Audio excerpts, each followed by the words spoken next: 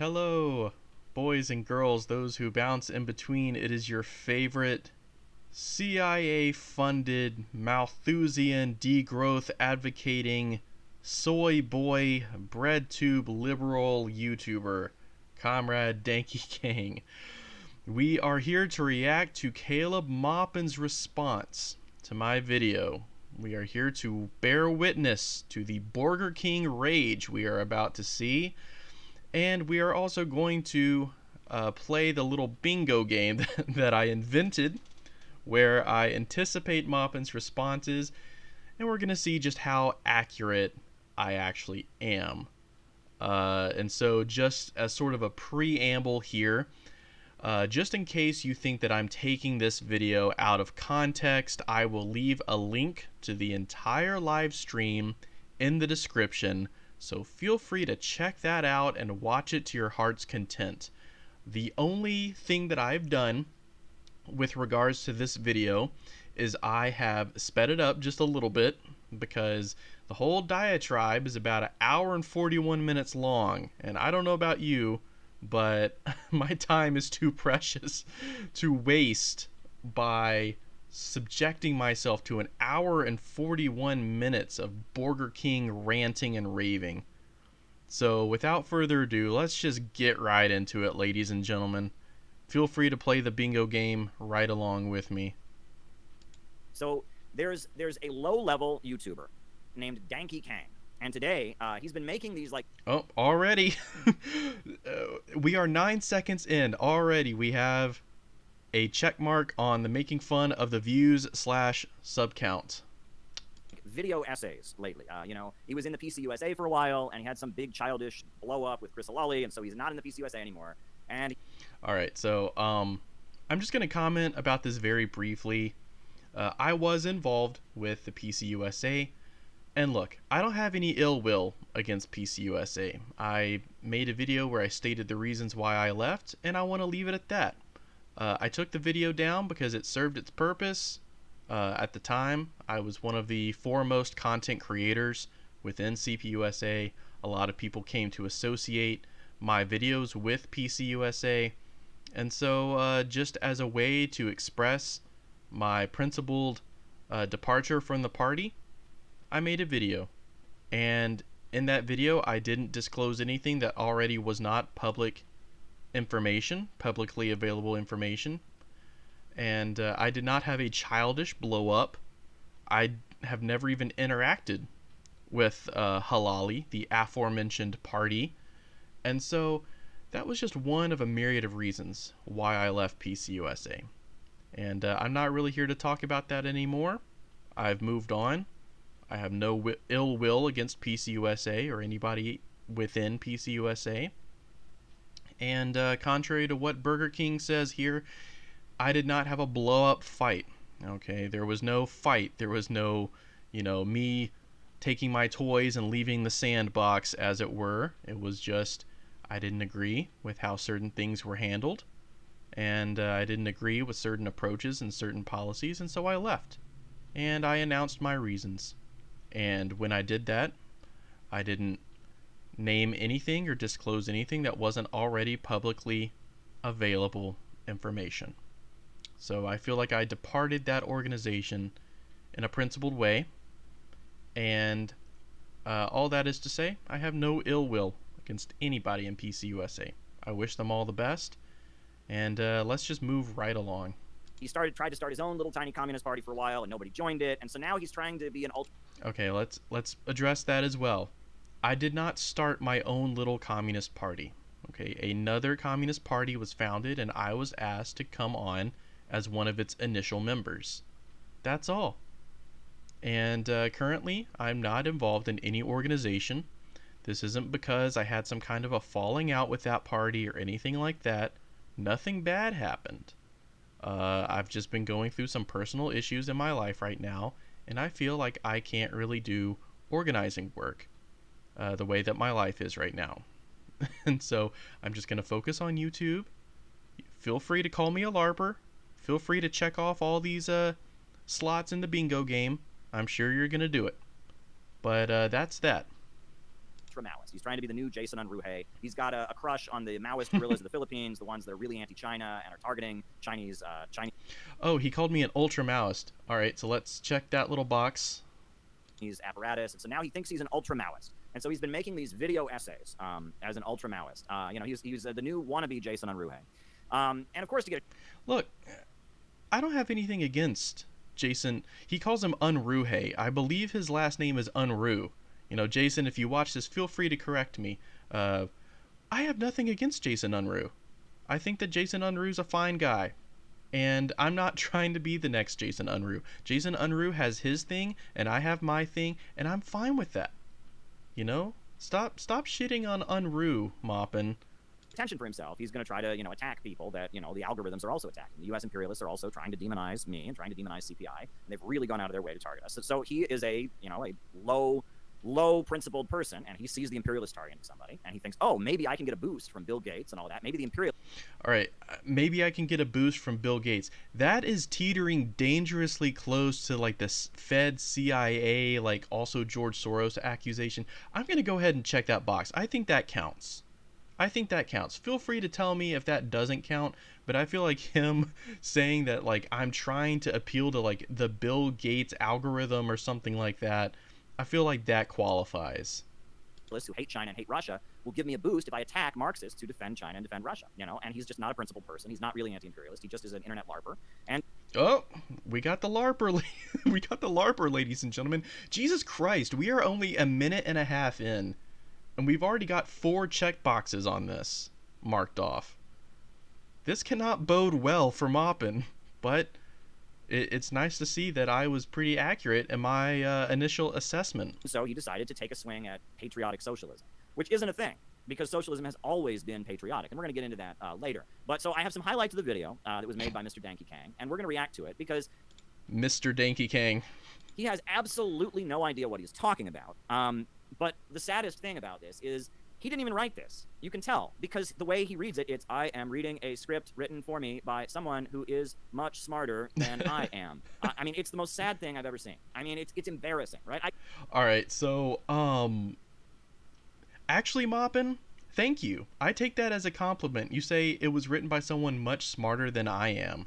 I take that as a compliment, Maupin, because not only did I write the script, but you saying that it's coming from a person much smarter than the person you perceive me to be is sort of a low-key compliment. So thank you, Maupin. And just for those wondering, I wrote the script. I didn't go through ChatGPT or anything like that, so fuck all you guys who are saying that this is an AI bot or some kind of like shadowy cabal. Like, seriously, who the fuck does Maupin think is writing my script for me? Does he think that Jason Unruh is writing my script for me? Like, sorry, Jason, but no, this was all me. Sorry, this was a solo project. I wrote the script, I did the research, and I did the presentation. There is no third party here. It's just me. So, hate to burst your bubble, Maupin, but, thanks for the compliment regardless. Get on here. I'm just talking to you all, right? But he's on there. He has a script with all these like ultra-Maoist buzzwords in it about, settler nationalism and dogmatic revisionism and blah, blah, blah. I mean, they're not buzzwords. I am very clear, and I define all the terms I use, and I try to explain them. Maybe if Maupin, didn't click around my video and actually watched it in its entirety, he would understand that. But I'm very clear, and I'm very precise in my language. So I'm so fucking sorry that I wanted to, type out my thoughts and put them in a Word document before I just regurgitated it all out on the internet. I'm sorry that I wanted some semblance of order in my presentation. Oh, man. So I use big words. I use big, scary words and buzzwords. It's hilarious. And these are words he doesn't understand. He doesn't know what these words mean. I don't understand. I don't know what they mean, except I define them, and I define them as clearly and concisely as I possibly can. I'm interested, Maupin, like, what words do I use that you don't think I understand? Just curious. Somebody else wrote it for him, and he can't even pretend that it's his own words. He's not even a very good actor. He is reading a script written by the leaders of the ultra-Maoist cult that supports U.S. imperialism. Oh, another ultra. And a cult. I should have put cult on here as well. That would have been, But that's hilarious coming from him, the accusations that I'm in a cult, just saying. Against China, and he is reading the script, and it's so sad. It is so goddamn sad. And I'm watching this piece, and I'm just watching this, and it reminds me of Jason Unruh. It's very similar, but he reveals a lot of things about his personality that are just sad. And it's like, this guy wants to be Vosh. This guy wants. I want to be Vosh. Oh no. Oh, Maupin. That is the worst insult you could possibly say to me. Not only do I not want to be Vosh, I want to be the polar opposite of Vosh. And in the coming weeks, I hope to make a video expressly listing why I dislike Vosh, in a very similar vein to the video I made about patriotic socialism. So I'm going to check that box. You saying that I'm a bread tube liberal or something like that, because you basically said I wanted to be like Vosh. So fuck you, Maupin. You're very similar to Vosh in many regards, but let's not start the shit slinging just yet. Let's continue. We're only 3 minutes into the video, and already there's been quite a bit of slander tossed my way. To be thought slime. This guy wants to be one of the big bread tubers, but he's not good enough. I don't want to be a bread tuber. Okay, I won't check that box because I just did it like 2 seconds ago. But seriously, let me just clarify something to you, Maupin. I hate BreadTube. I have always hated BreadTube. BreadTube sucks. I do not like BreadTube. I do not support BreadTube. I do not care about BreadTube. I don't give a shit what BreadTube says about me. BreadTube doesn't like me. I don't like them. That's it. I do not aspire to be a BreadTuber. I do not care. I don't care if my channel gets 1 million subscribers. I don't care if my videos get millions of views. I don't care. That stuff does not bother me. I am perfectly happy where I am right now in terms of my subscribers and viewer count. I don't need attention. I don't need glorification. I'm not out there chasing clout and trying to bring fame to my brand or whatever you may claim I am. Do that, right? And so today we're actually going to do him a huge favor, because we're going to talk about him on this video. More people are going to watch me talking about him than will actually watch this video, right? I mean, his YouTube channel is very small. Oh, got another making fun of the views and sub count, and also the riding on the coattail seeking fame thing. I'm going to check that one too, because his whole arrogant attitude of like, oh, I'm doing you a huge favor by even talking about you, Danky. Like, what an arrogant, smug little... like, seriously. I'm trying to hold myself back here. I'm trying not to get as angry as Maupin gets in this video. But my god, it's hard. But I'm also entertained by just how accurate my bingo card has been so far. And we're just 3.5 minutes in. Jesus Christ, what lies in store for us, ladies and gentlemen? So actually, we're doing Danky a huge favor. So Danky, really, you should be thanking me, Danky. This is more attention than you're going to get from internet communists and you've ever gotten. Like, this is a huge favor we're doing for you. Fuck you, Maupin. I am gonna rip your ridiculous video to shreds here, and it's honestly helping you, and that's sad. And that's why I don't like to do these kind of things very often, because it's like I'm just giving attention to somebody. Right? And it's kind of like that's what he wants, right? He wants me to get into a back and forth, right? And he's juvenile. All right, so here's the thing. I don't care about getting attention, Maupin. Like, I fully expected my video on patriotic socialism to go completely unnoticed. I don't care. Like, I don't care if you watch it. I don't care if Haas watches it. I don't care if Jackson Hinkle watches it. I honestly do not give a shit. If you see my video, if you don't see my video, if you react to it, if you ignore it. Now, I anticipated you reacting to it because, contrary to what you may claim, Maupin, you are addicted to the internet. And every single thing that comes out against you, you have to watch it and you have to shred it apart. Because you are that thin-skinned. And so I fully expected something like this to happen. Hence, why I created the bingo card. And it seems to me like I was spot on in my predictions. I only felt like replying to some of it, but he gets into all kinds of personal petty attacks because he's a juvenile person. He's not a mature person, and that comes across in the video. I'm not going to respond to childish ad hominems, and insults on members of our organization and such. I'm going to focus on the political content. And he's not going to respond to childish ad hominems, but like 99% of what he does and what he says about me in this video is nothing but childish ad hominems.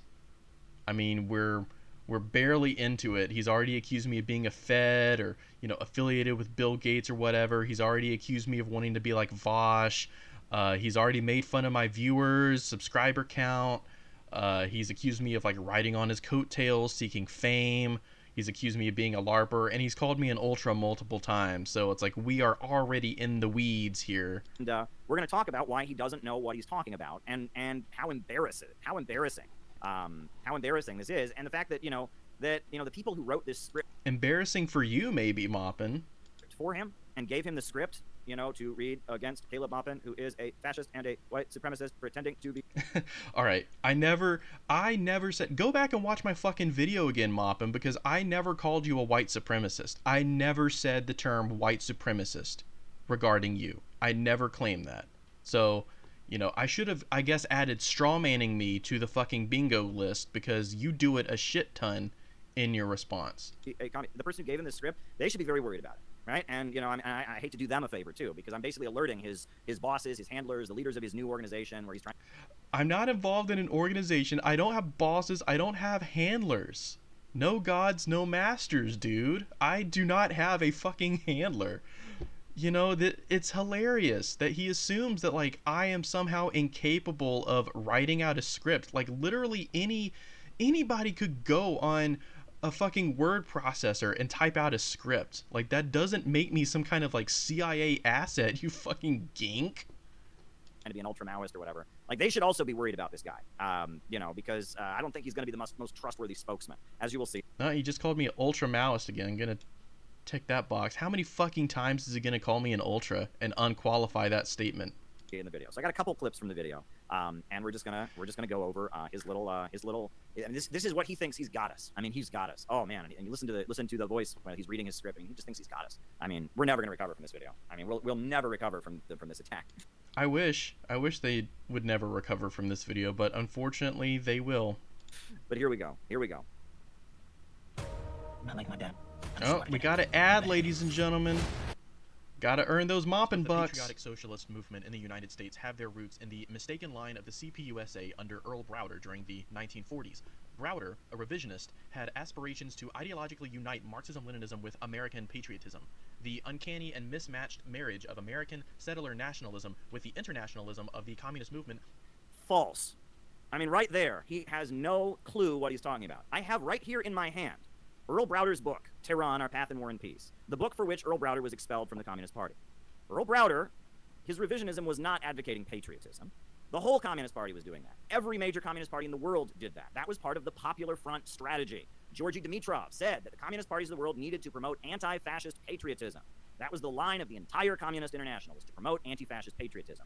Earl Browder dissolved the Communist Party and changed it to the Communist Political Association, and he said the United States was not imperialist anymore. He advocated that the Soviet Union and the United States merge into one country that would have the best elements of both systems. He said that there should no longer be strikes because employers and employees should unite in democratic anti-fascism. Earl Browder's revisionism was not about patriotism. All communists in the 1930s were patriotic. So he has no clue what he's talking about. That right there shows you that he's clueless. William Z. Foster was patriotic. Oh boy, I should have added William Z. Foster to the bingo chart. Damn.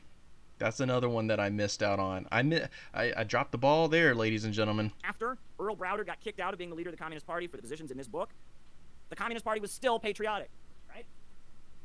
Oh, he's going for the book. Published after they expelled Earl Browder for being a revisionist, this book by William Z. Foster is also patriotic. And it says that communists are the true patriots. The idea that Earl Browder invented patriotic socialism or invented patriotism is utterly ridiculous. All right, so let me just clarify what I meant about Earl Browder. So let's clarify that for a bit. I never said the only revisionist aspects of Browder was his patriotic socialism. This was the aspect I chose to focus on in my video because the topic of the video was specifically about patriotic socialism.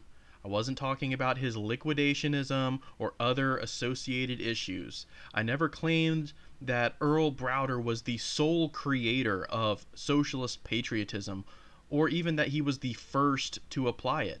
Merely that the patriotic socialism we see in America today has its roots in Earl Browder.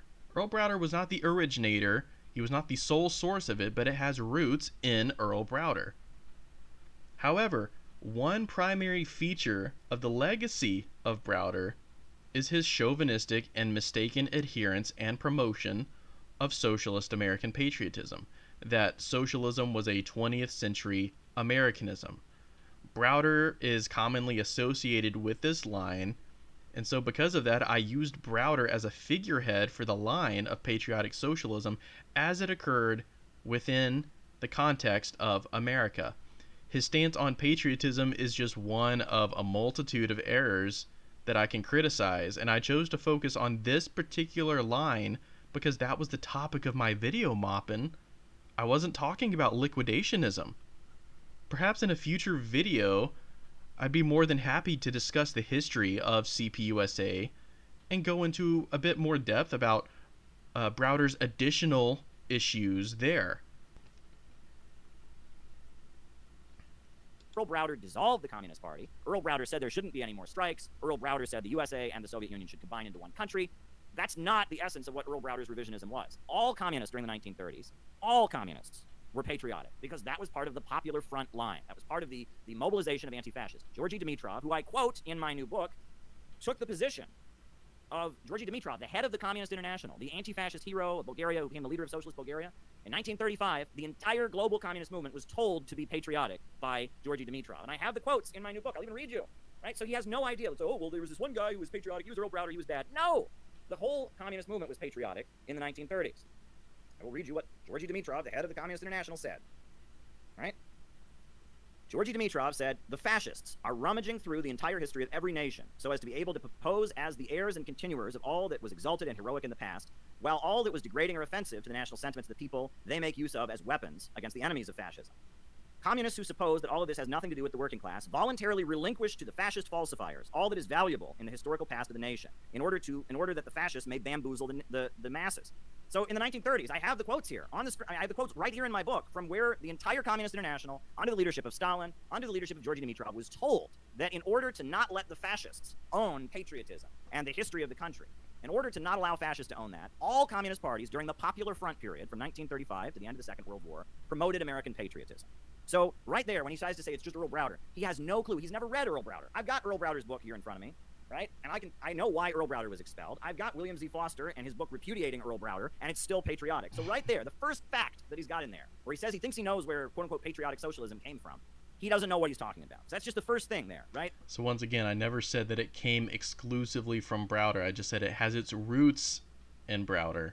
But, you know, let's just keep going on, because if I stop at every little minute detail to dispute him, we're going to be here for a very long time. I mean, that he's clueless. He has absolutely no clue what he's talking about. The Communist Party was patriotic before Earl Browder. Go and read their pamphlets from the 1920s, Our Heritage of 1776. You can go read how That's disgusting, dude. patriotic they were, and they were patriotic after Earl Browder. The Communist Party said communism is 20th century Americanism. Like, he has no clue what he's talking about, and it drives me crazy. Like, I've actually studied the life of Earl Browder. I've got biographies of Earl Browder up here. I've studied William Z. Foster, who was the guy who overthrew Earl Browder. I actually know this history because I'm actually serious about it. I'm not a teenage LARPer on the internet. So, First of all, Maupin, I'm not a teenager. So, you know, that's another check. You call me a fucking LARPer. So, by all means, just keep confirming that I'm able to predict your exact responses to my video. You are that much of a basic bitch, Maupin. I am able to fully anticipate your responses. just right there, like, oh, well, all patriotic socialism was invented by Earl Browder. Wrong. It was invented by Georgy Dimitrov, and it was the line of the entire global communist movement as led by Stalin. I never said it was invented by Earl Browder. You know, once again, Maupin, I think you need to put your listening cap on. You need to actually listen to what I'm saying. You know, you think you know what I'm saying, but you don't. You're attacking a straw man here, my friend. Sling TV is the best Oh God, we have another Maupin ad. Starting at $40 More Maupin bucks. Not work well for a myriad of reasons. Most importantly, because it sought to gloss over the inherent issues. Wait. It didn't work well. It didn't work well, right? So this line of the Communist Party of being patriotic, it didn't work well. Didn't work well. Now, what happened during the 1930s? Roosevelt built an anti-fascist alliance with the Communist Party, where they built labor unions, where workers occupied their factories, Social Security was created, the USA aligned with the Soviet Union to defeat the Nazis in World War II, Labor unions were recognized. You heard it here first, folks. Roosevelt, a communist hero, a communist icon. We all need to uphold Roosevelt as one of the heads of Marxism. Marx, Engels, Lenin, Roosevelt, Stalin, Mao, and Maupin. Those are the heads of Marxism. In all the major industries, in the steel industry, in the auto industry, millions of working class people saw their living standards vastly improve because of these things. How did it not work well? The Communist Party, during this period, had almost 100,000 members. Now, they didn't take power, they didn't have a revolution, but compared to anything that Danke's ever done, compared to anything any Maoists or crazy ultra-leftists have ever done, Oh, man. So, first of all, another ultra tick box. But is that really the metric here? I'm expected to surpass the achievements of the CPUSA. All right, so first of all, let's just address this right now. You know, Caleb is claiming that I said that the CPUSA in the 1930s didn't work well. This was a claim that I obviously never made. Like, go back and watch my video if you doubt me. But I never made this claim. I mean, obviously, in its heyday, the CPUSA was a sizable and reasonably influential force within American society. Like, nobody's doubting that. However, I still believe that the line of patriotic socialism, specifically within the American context, is a mistaken line, for reasons I clearly explained in the video.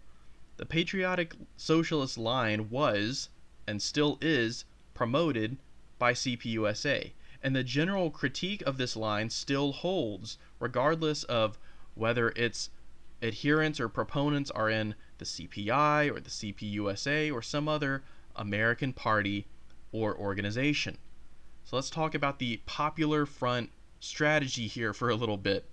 And yes, Maupin, I am reading from a script because I want to type out my responses. It wasn't my handlers that gave me this script. It wasn't George Soros that gave me this script. I typed it out myself. So feel free to, rant against me. I type out stuff in a script sometimes. Fuck me. Feel free to give me a spanking.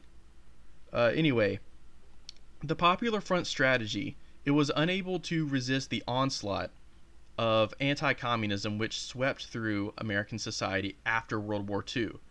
I believe the reason this occurred was because during the Second World War, the primary contradiction was the effort to defeat fascism, and so therefore the entrenched capitalist countries like the United States, Great Britain, entered into a strategic alliance with the Soviet Union. During this brief period, America was relatively soft on its anti-communist rhetoric, and you can look this up. It's actually pretty eerie to see. Time magazine even wrote positively about Stalin. There was even official U.S. Army propaganda produced to present the USSR and the Bolshevik Revolution in a somewhat positive light.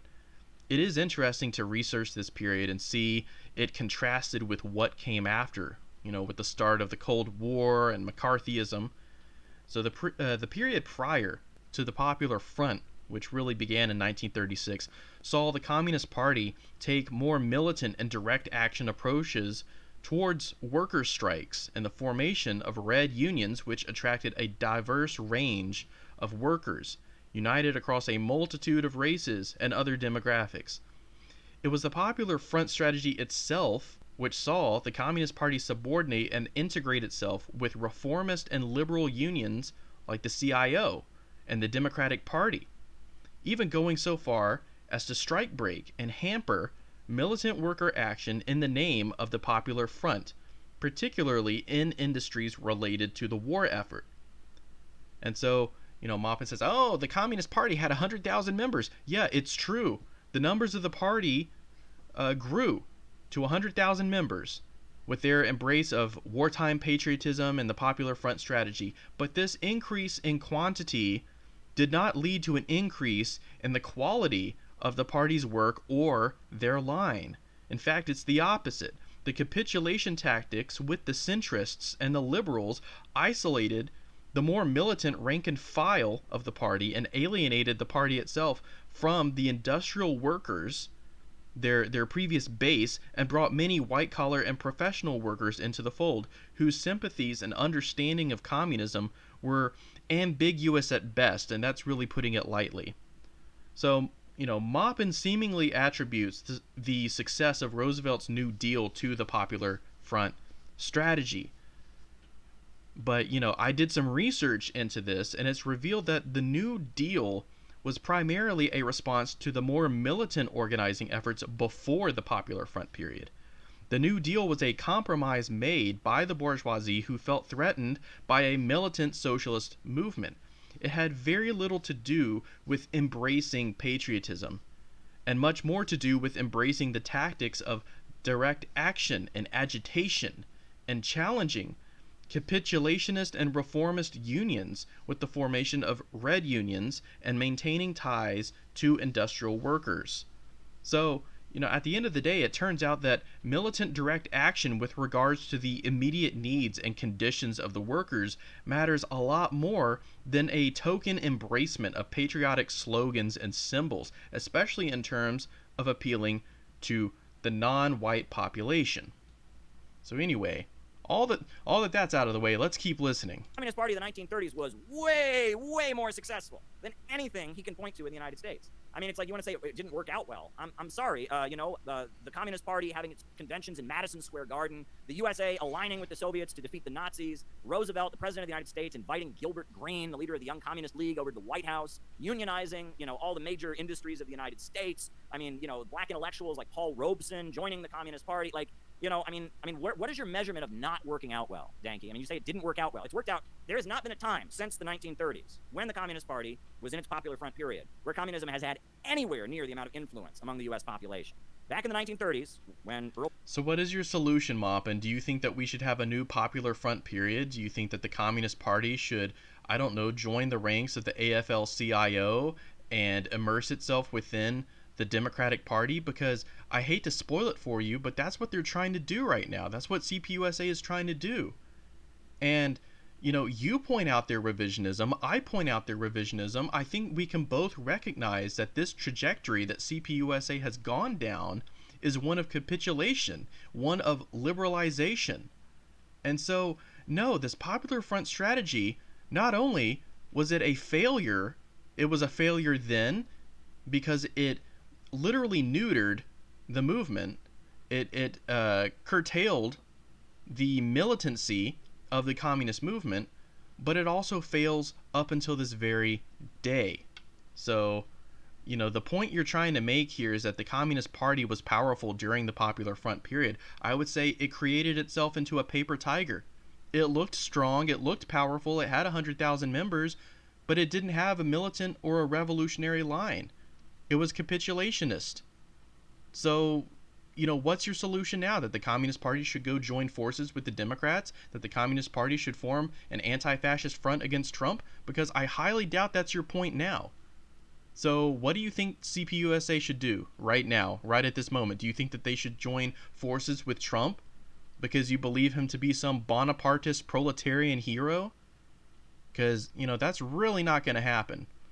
And, of course, I need to point out the irony of how Maupin, supports the CPUSA in circumstances like this when they can serve as an ideological prop for himself, but he also turns around and threatens to sue the PCUSA when they say mean things about him on the internet. So just a little bit of that Maupin hypocrisy right there. Browder was leading the Communist Party, and Earl Browder didn't invent patriotic socialism. But during that period, that was the height of American communist influence. That was the period where the communists were running the labor unions. That was the period where the Soviet Union and the USA were allies against the Nazis. That was the period where Hollywood writers were in the Communist Party. That's the period where the leading black intellectuals, W.E.B. Du Bois and Paul Robeson and William L. Patterson were in the Communist Party. You're saying it didn't work out well. Like, what can you point to as success? I mean, I'm not saying that was necessarily the model. The Communist Party of the 1930s, they didn't have a revolution because it wasn't a revolutionary situation. But in terms of having an effective organization, Danke, the Communist Party of the 1930s has astronomically way more of a base among the population than anything that's ever come since then. So for you to say, well, it just didn't work out well, like, what does working out well mean? And what can you point to? What can you point to? Where's an example of unpatriotic socialism working out better? Show me an example of unpatriotic socialism, socialism that burns the American flag and says, America's an evil settler country, I hate America. So show me an example of that working out better, Danke. Show me one example of non-patriotic socialism doing better than the Communist Party did in the 30s. Like, I mean, that in and of itself, you want to talk about ignorance. Like, he has no understanding of the history he's talking about. To say the Communist Party of the 1930s didn't work out well. I, once again, folks, he is creating a straw man here. I never, ever said the CPUSA of the 1930s didn't work out well. All that I said is that Earl Browder's line, socialist patriotism, didn't work out well. And look, he's asking me, like, oh, when has the anti-patriotic movement in this country ever worked out well? Look, I'm not saying that we have had startling results and successes, but all that means is that there's an uphill battle to be had there. There is a need for communists in this country to denounce the settler colonial project. There is a need for communists in this country to reject Americanism. And, I'll get more into that in a minute, but let's just let Maupin continue with his little diatribe here. I mean, that's like, again, they didn't take power, but, in terms of influence, Jesus Christ. Next point. Holding the United States as a settler colonial project, and the implication that in order to be a communist, one must also be an American patriot. This confusing line was supported by numerous cherry-picked and out-of-context quotes from Stalin, and after Browder, many of these quotes, as well as quotes from Chairman Mao, are often cited to support this line. It must be stated that these various quotes are out of context and do not support the argument for American patriotism, but rather argue against it. Well, let's pull up one of these quotes, Danky. Let's pull up one of them. I've got a whole essay. It's not just a quotation. This is a whole essay by Vladimir Lenin called Great Russian National Pride. Oh boy. There is one toxin you must absolutely but never ingest first, if you want ladies and perfect gentlemen, vision. we have an Do you know what ad. that toxin is? We have an ad. Vladimir Lenin called the Russian Empire the prison house of nations because there were so many different nationalities that were oppressed.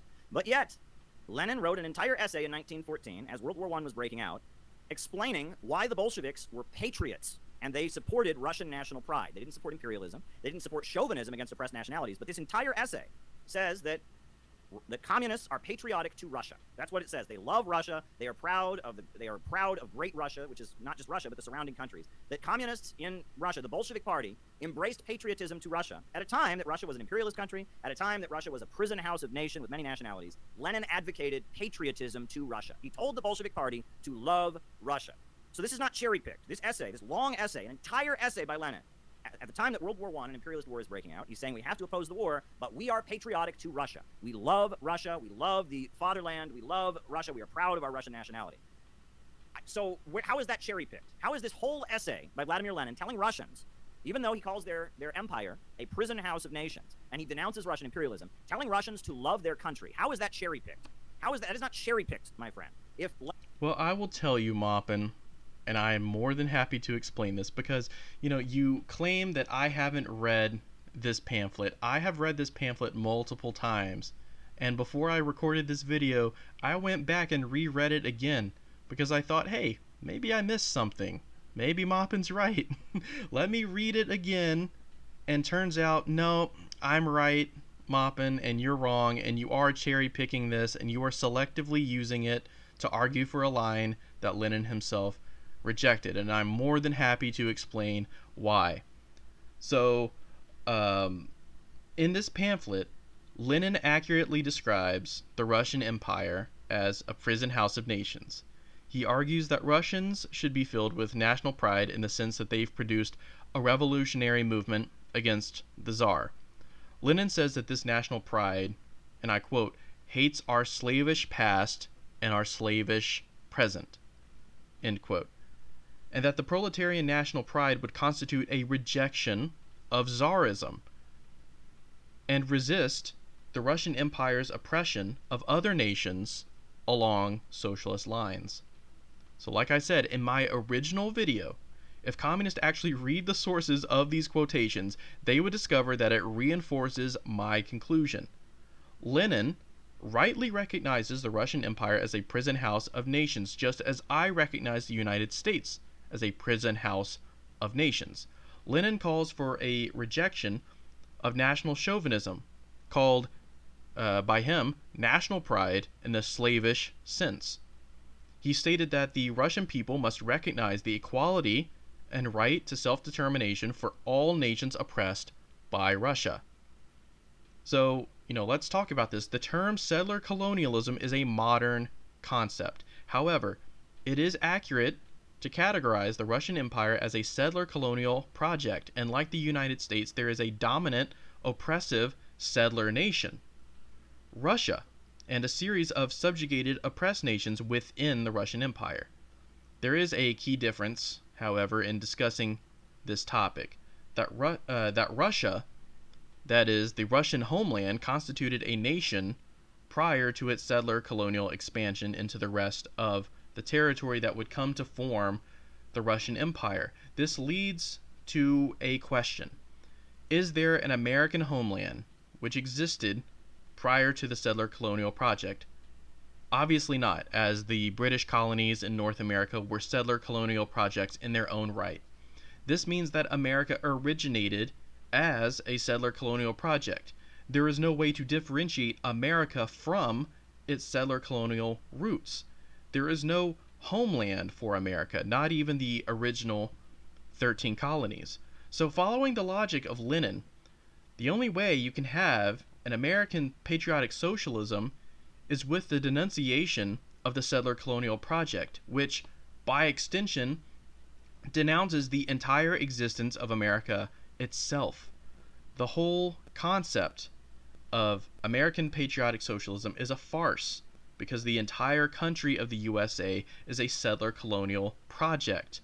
The flag is a settler colonial flag, and the American people are not monolithic but represent a dynamic seen in every other settler colonial society, a dominant settler nationalism and a subjugation of oppressed nationalities. With that preamble out of the way, I just wanted to end with this statement.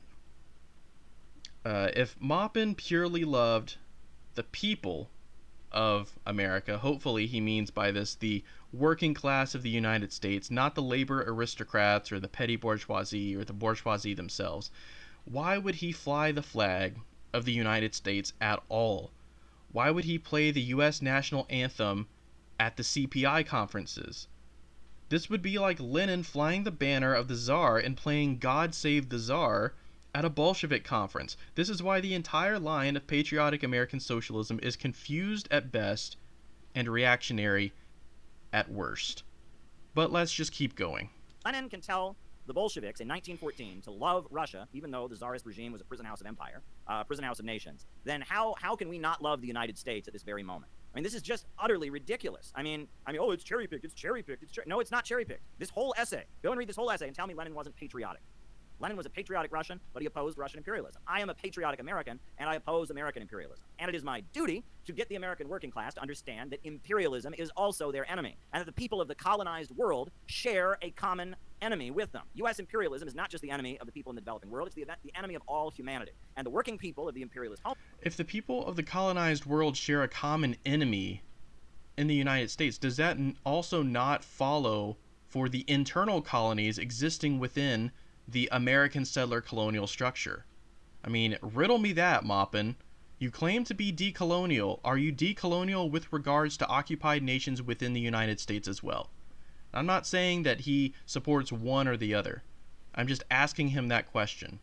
Homeland should unite with the peoples of the colonized world against the big monopolies and big banks that run the United States. That is Leninism. That the working class at home should align with the people of the world to defeat imperialism. That's Leninism. But you don't think that, do you, Dank? You think imperialism is good for the American people.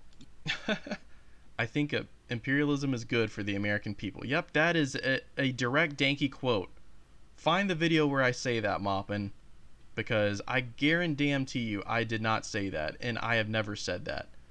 You know, I can talk about the creation of a labor aristocracy and how that is fostered by imperialist projects abroad, and I will talk about that in a future Essentials of Maoism video, but as of right now, I have not said anything regarding how imperialism benefits the American people. You want the American people to think that imperialism benefits them. You just want them to be ashamed of it. You just want them to feel guilty about it. You just want to point the finger at them and say, you're a racist, you're a settler, I'm better than you because I read books. That's not Leninism, my friend. Leninism says that it is our duty to get the working class of the imperialist countries to align with the people of the colonized world fighting for national liberation. You have no understanding of what Leninism is. And I'm pointing you to an entire essay, not a cherry-picked quote by Lenin, explaining the actual...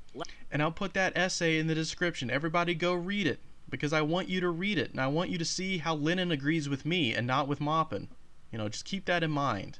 Leninist position on national pride and love for one's country. All communists are patriotic. Patriotic socialism is not a thing. All communism and all socialism is patriotic. But continue. One, have the intellectual honesty to investigate their context. In my Essentials of Maoism series, I will discuss the issues of settler nationalism in depth, but the important lesson here is that nationalism may either be revolutionary or reactionary, depending on the state for which this nationalism advocates. Well, I have said over and over and over again that we at the Center for Political Innovation are not nationalists, because the United States is not a nation. We are patriotic.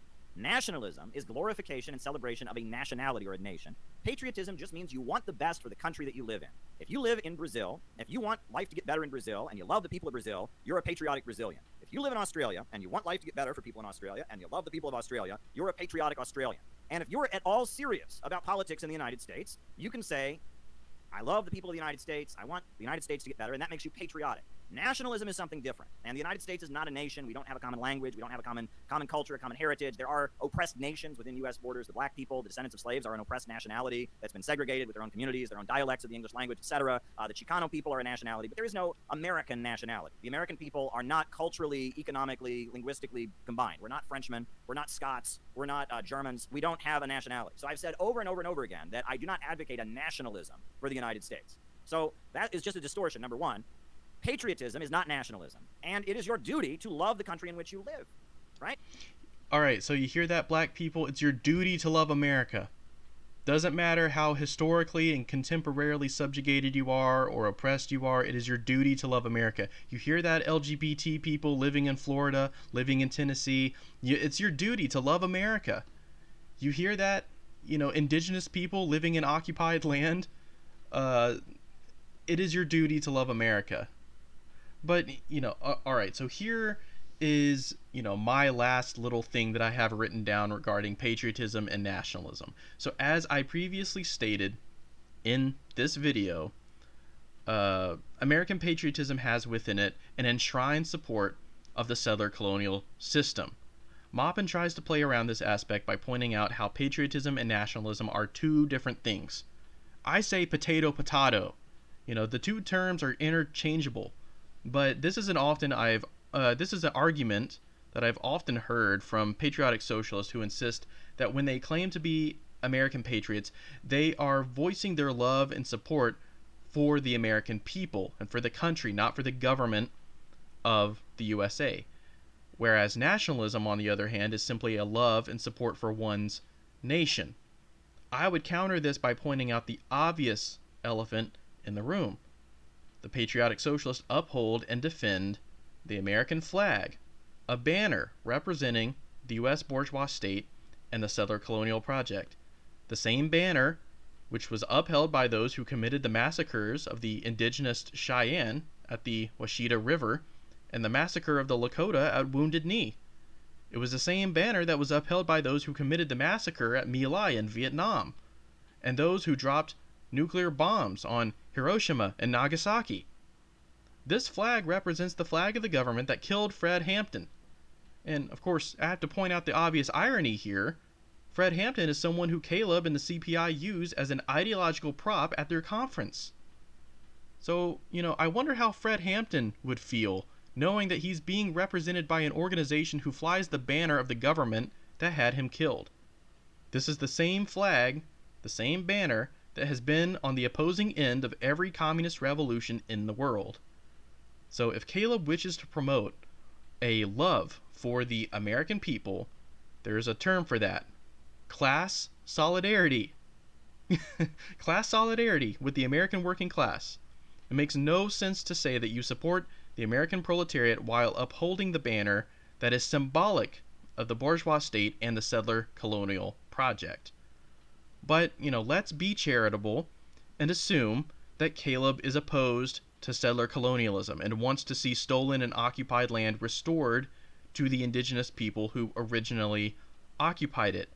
This would necessitate a dismantling of the United States. Caleb has stated that he is not a nationalist, saying a nationalist is someone who loves and supports their nation. He's also stated that America doesn't constitute a nation, but rather a prison house of nations. So, let's be nerdy here and pull up the quote of what constitutes a nation defined by Stalin. Stalin defines a nation to be a historically constituted, stable community of people based on a common language, territory, economic life, and psychological makeup manifesting in a common culture. Okay, so that's Stalin's conception of a nation. We have to recognize that not all countries constitute nation states. And even within nation states, there are a multitude of cultures and peoples. Every nation state, no matter how homogeneous they may be, they are not completely homogeneous. Even within nations, there are a multitude of subgroups that they can be divided into. So many countries across the world are multinational insofar as they contain within them a multitude of nations. The issue arises when we begin to examine this multinationality in terms of the settler colonial context, in terms of oppressing and oppressed nations. I would argue that settler colonial projects do constitute a nation, a new nation formed on the dynamic of a settler population committing genocide, land theft, and occupying land stolen from the indigenous populace. This settler nation has all the constituents of a new nation, historically constituted by a settler population which arrived in North America from Europe. It has a common language, English, as a result of this colonization. Its territory was also acquired through colonization, conquest, and displacement. Its economic life is the capitalist mode of production and capitalist social relations, and the common psychological makeup was that of a settler consciousness, who viewed the indigenous and non-white populations as savage, subhuman, and uncivilized. But over time, the oppressed and displaced populace, while historically not being constituents of the settler population themselves, became absorbed and integrated into the settler colonial framework, although there are still significant obstacles and systems of oppression in place to punish and oppress these oppressed nations. So because of this, indigenous people within the U.S. territory and the ancestors of displaced Africans constitute oppressed nations within the settler colonial nation, I use that term in quotes, of the USA. So, like the Russian Empire, the United States is a prison house of nations with a dominant settler nationalism as the basis for its national consciousness. You open any history textbook taught in U.S. schools, you'll see a defense, or at least an acceptance, for manifest destiny, the colonization of North America by Europeans, with the only criticisms coming from only the most liberal textbooks, and doesn't condemn the settler project as a whole or as a concept, but rather cites the brutal methods of its practices.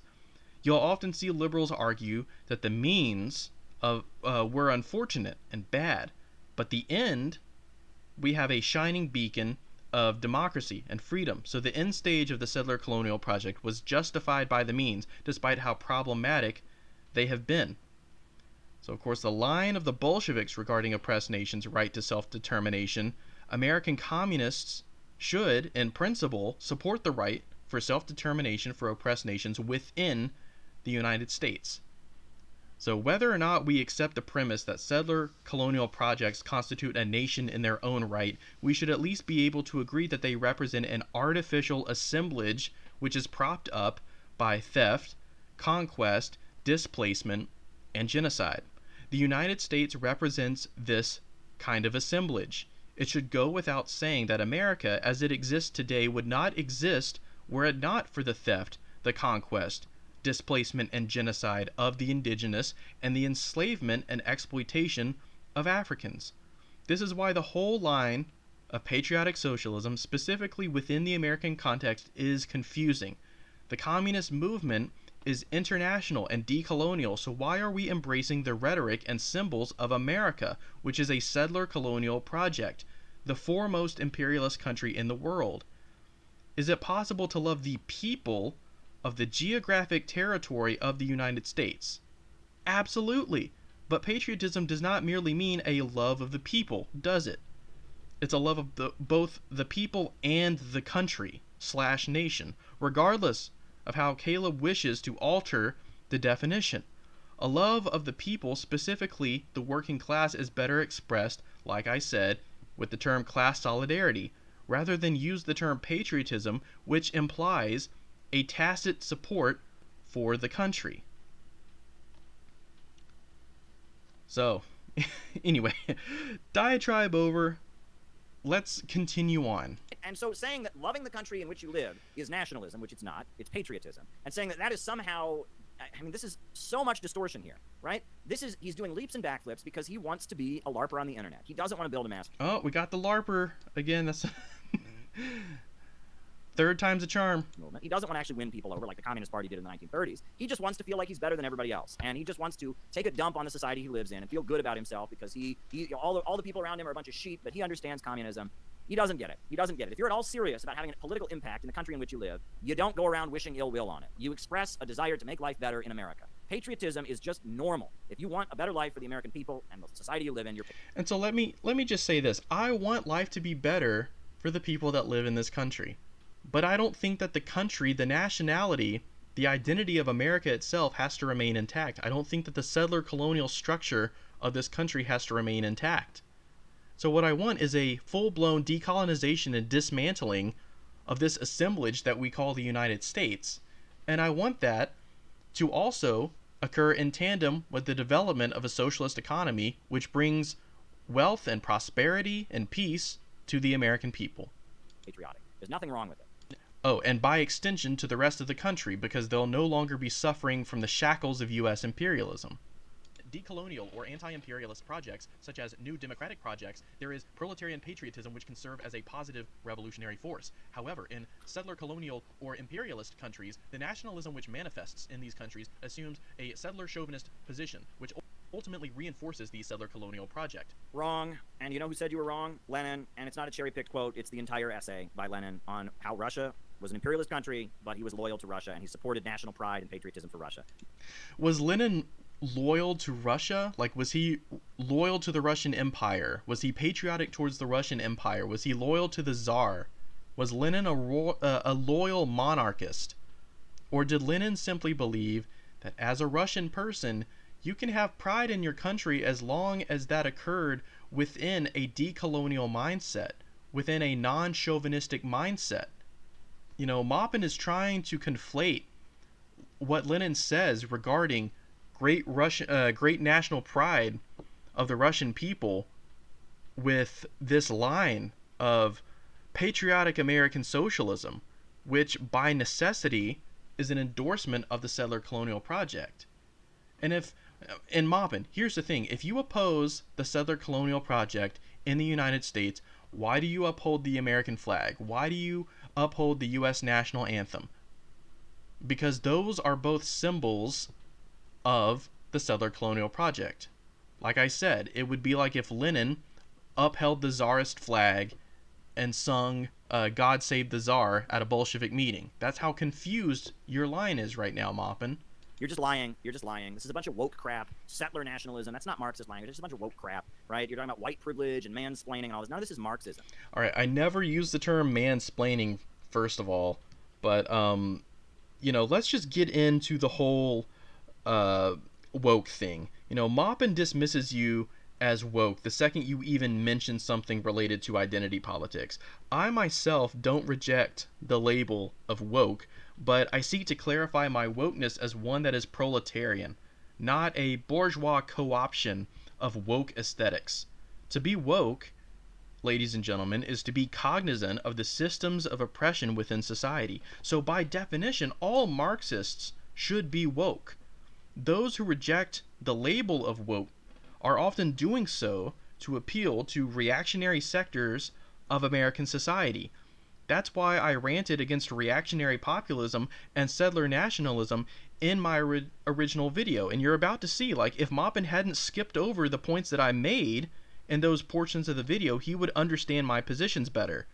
But, you know, of course, that would be inconvenient for Maupin to tackle my actual arguments, my actual points. It's much, much easier for him to cherry pick and strawman my statements and attack a caricature of my arguments rather than my actual arguments.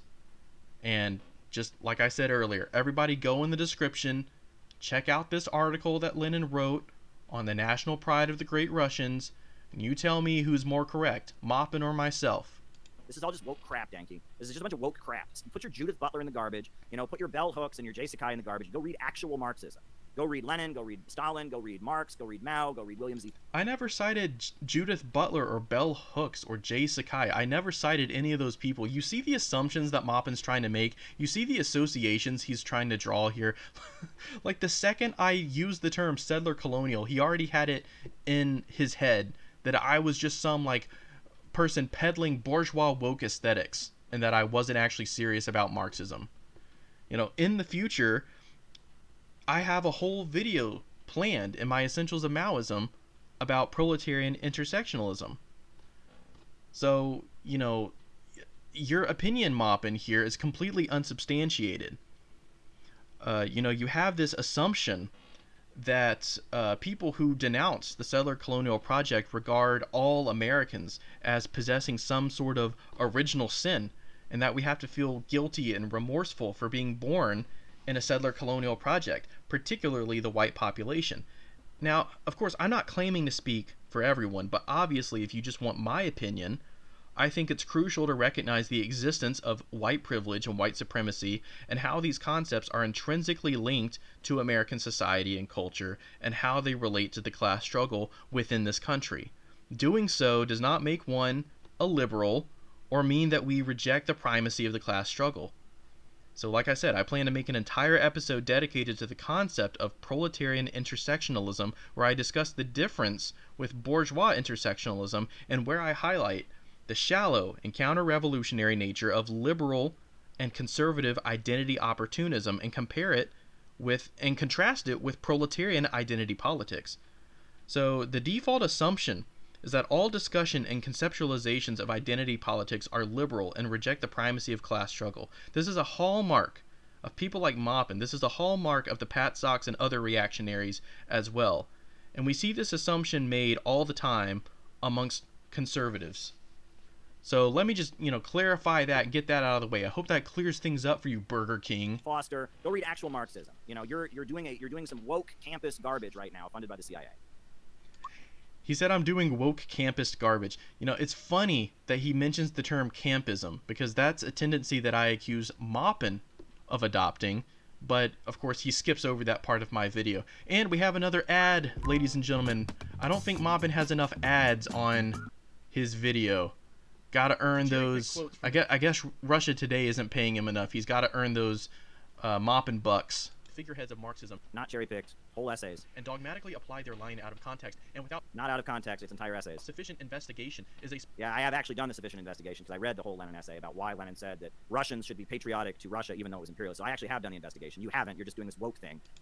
He says I haven't done the investigation.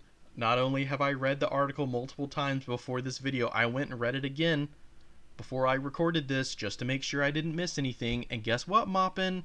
It still supports my line, and it still refutes yours.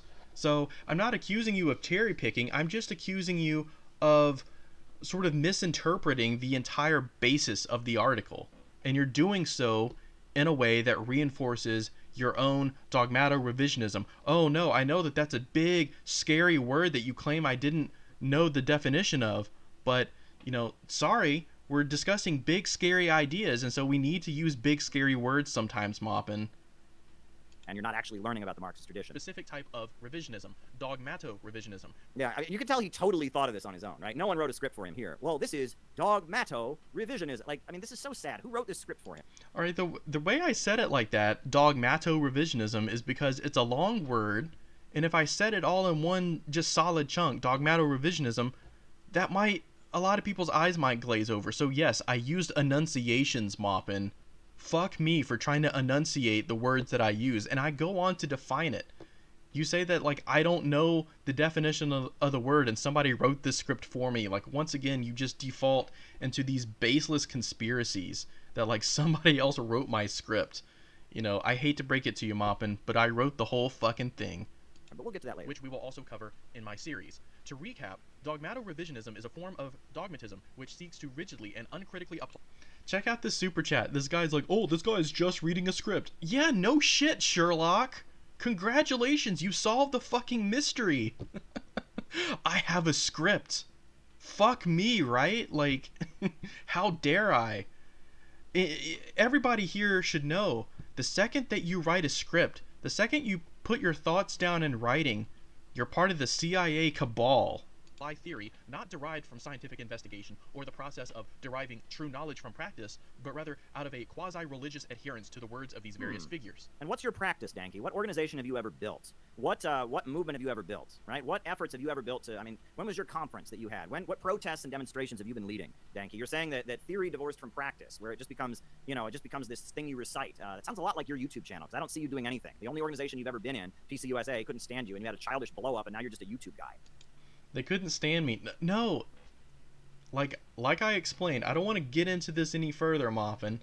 I left PCUSA because I didn't agree with how they were handling certain issues. Those issues, they're old, and I've stated my piece, and I left the organization. I didn't have a big blow-up fight. They didn't kick me out. I left, and I explained why I left, and I did so in a principled and a reasonable way. So, thanks for the historical revisionism here, Maupin. It's just one of the many elements of revisionism that you adopt on a daily basis. So yeah, I don't think you should really be talking about how theory divorced from practice isn't okay, because I'm building a real organization, and I have quite a record of... You're building a fucking cult of personality, Maupin. I wouldn't go so far as to call that an organization, okay? And if it is organized, the only thing organized about it is the spanking line that you have behind you. Practice, and you don't, my friend. You don't. You just shit on people who do on the internet.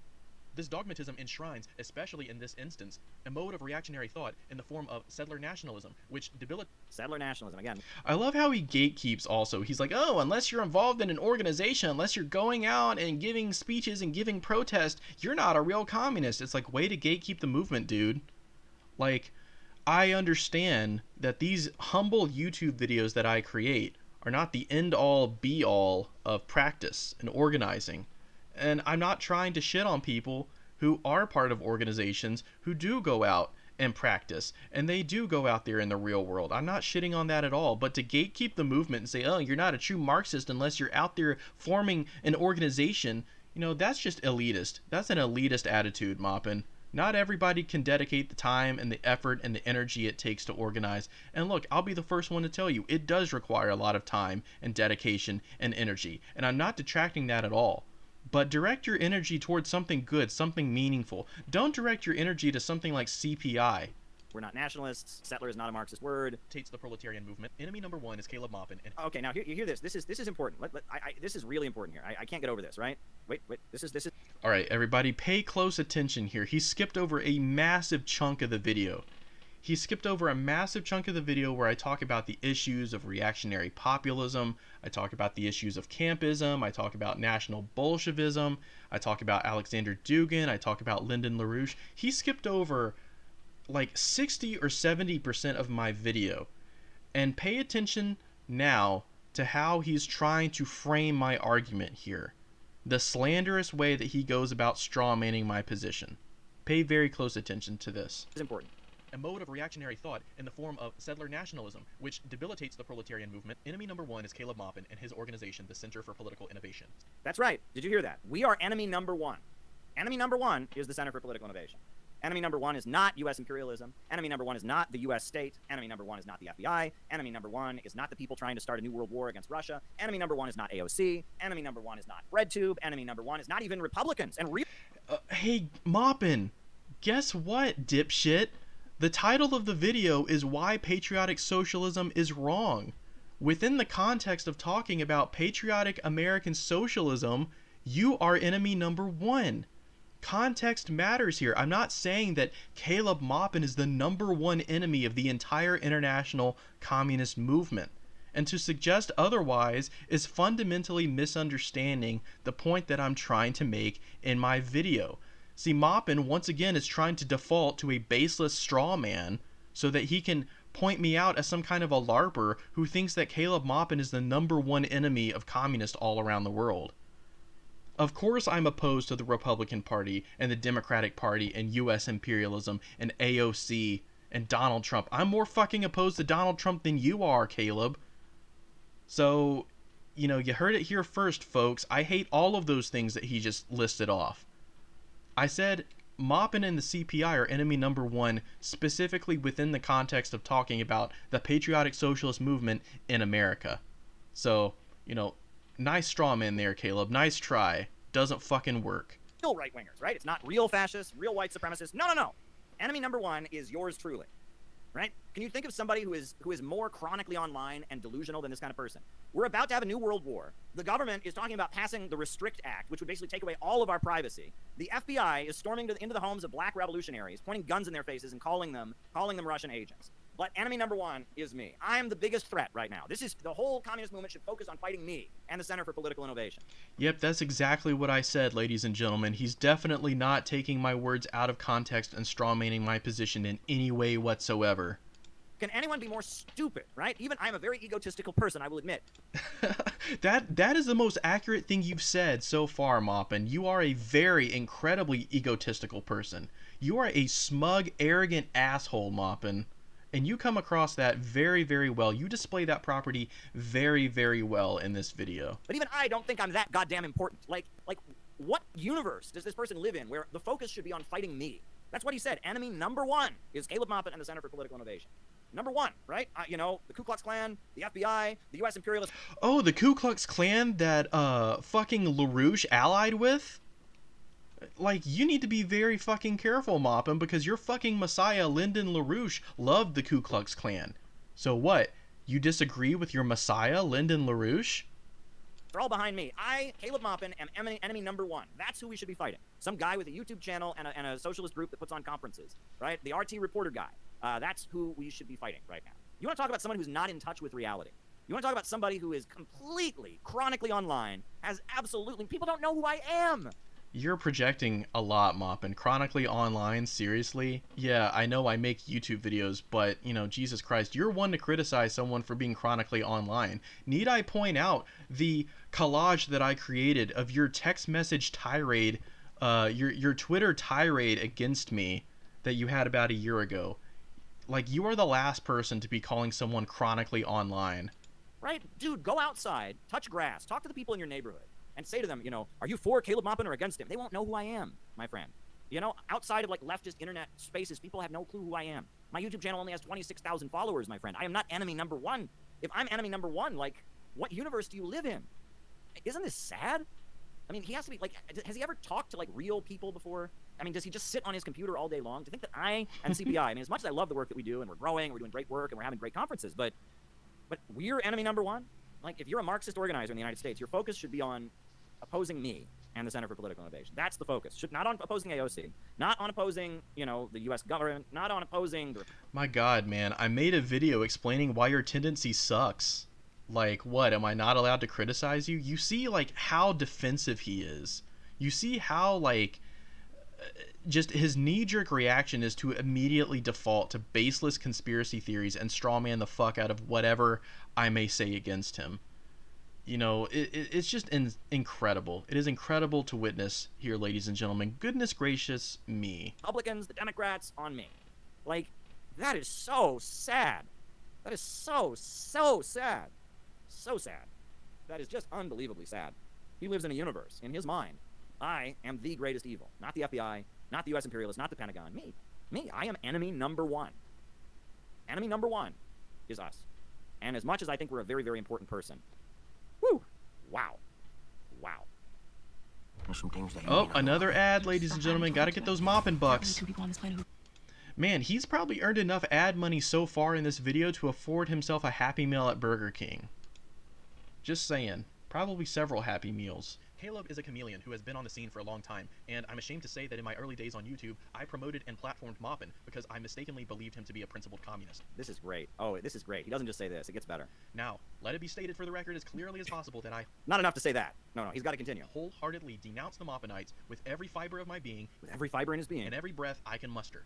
With every breath he can muster. Maupin is a threat. He's getting pissed off now. He's getting pissed off, ladies and gentlemen. He's about to have a Burger King meltdown.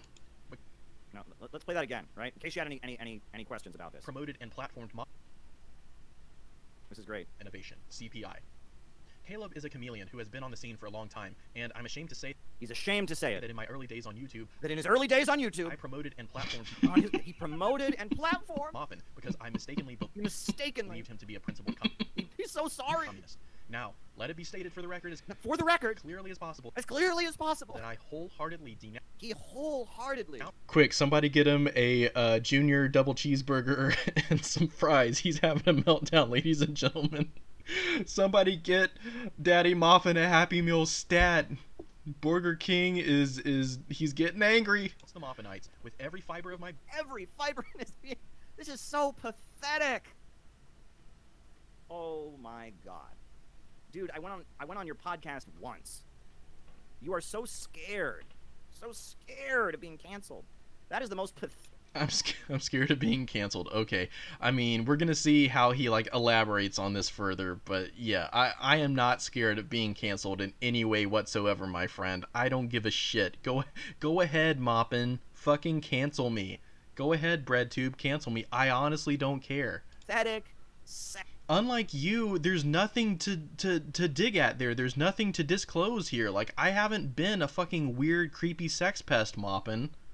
I haven't said anything fucked up and transphobic. I haven't associated myself with, fascists and neo-Nazis and TERFs and other unsavory individuals, Maupin. Like, you're the one who's scared of being canceled. You're the one who's fucking terrified to the point where you create, like, vast conspiracies to explain why people don't like you. Bad thing I've ever seen. I only talked to. I mean, I thought he was good, but I just announced and disavow with every fiber in my body. Please, I have nothing to do with. Please don't cancel me. I'm scared. No, I have nothing to do with it. Like.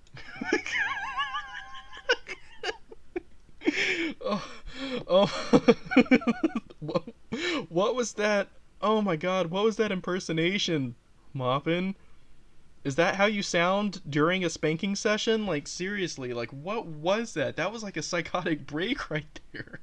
I'm about to have a psychotic break just fucking watching this.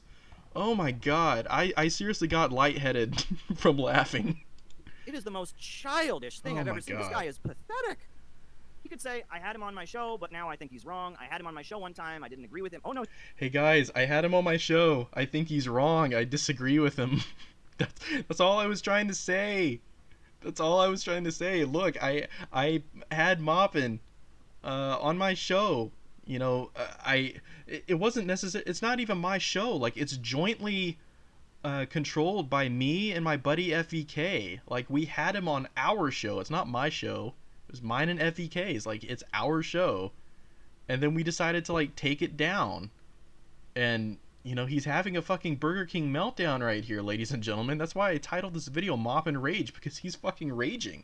I disavow with every fiber in my being. I'm so scared. Please like me. Please don't cancel me. Guys, I have nothing to do with that other guy. Please like me. It's the most childish. This guy's really weak.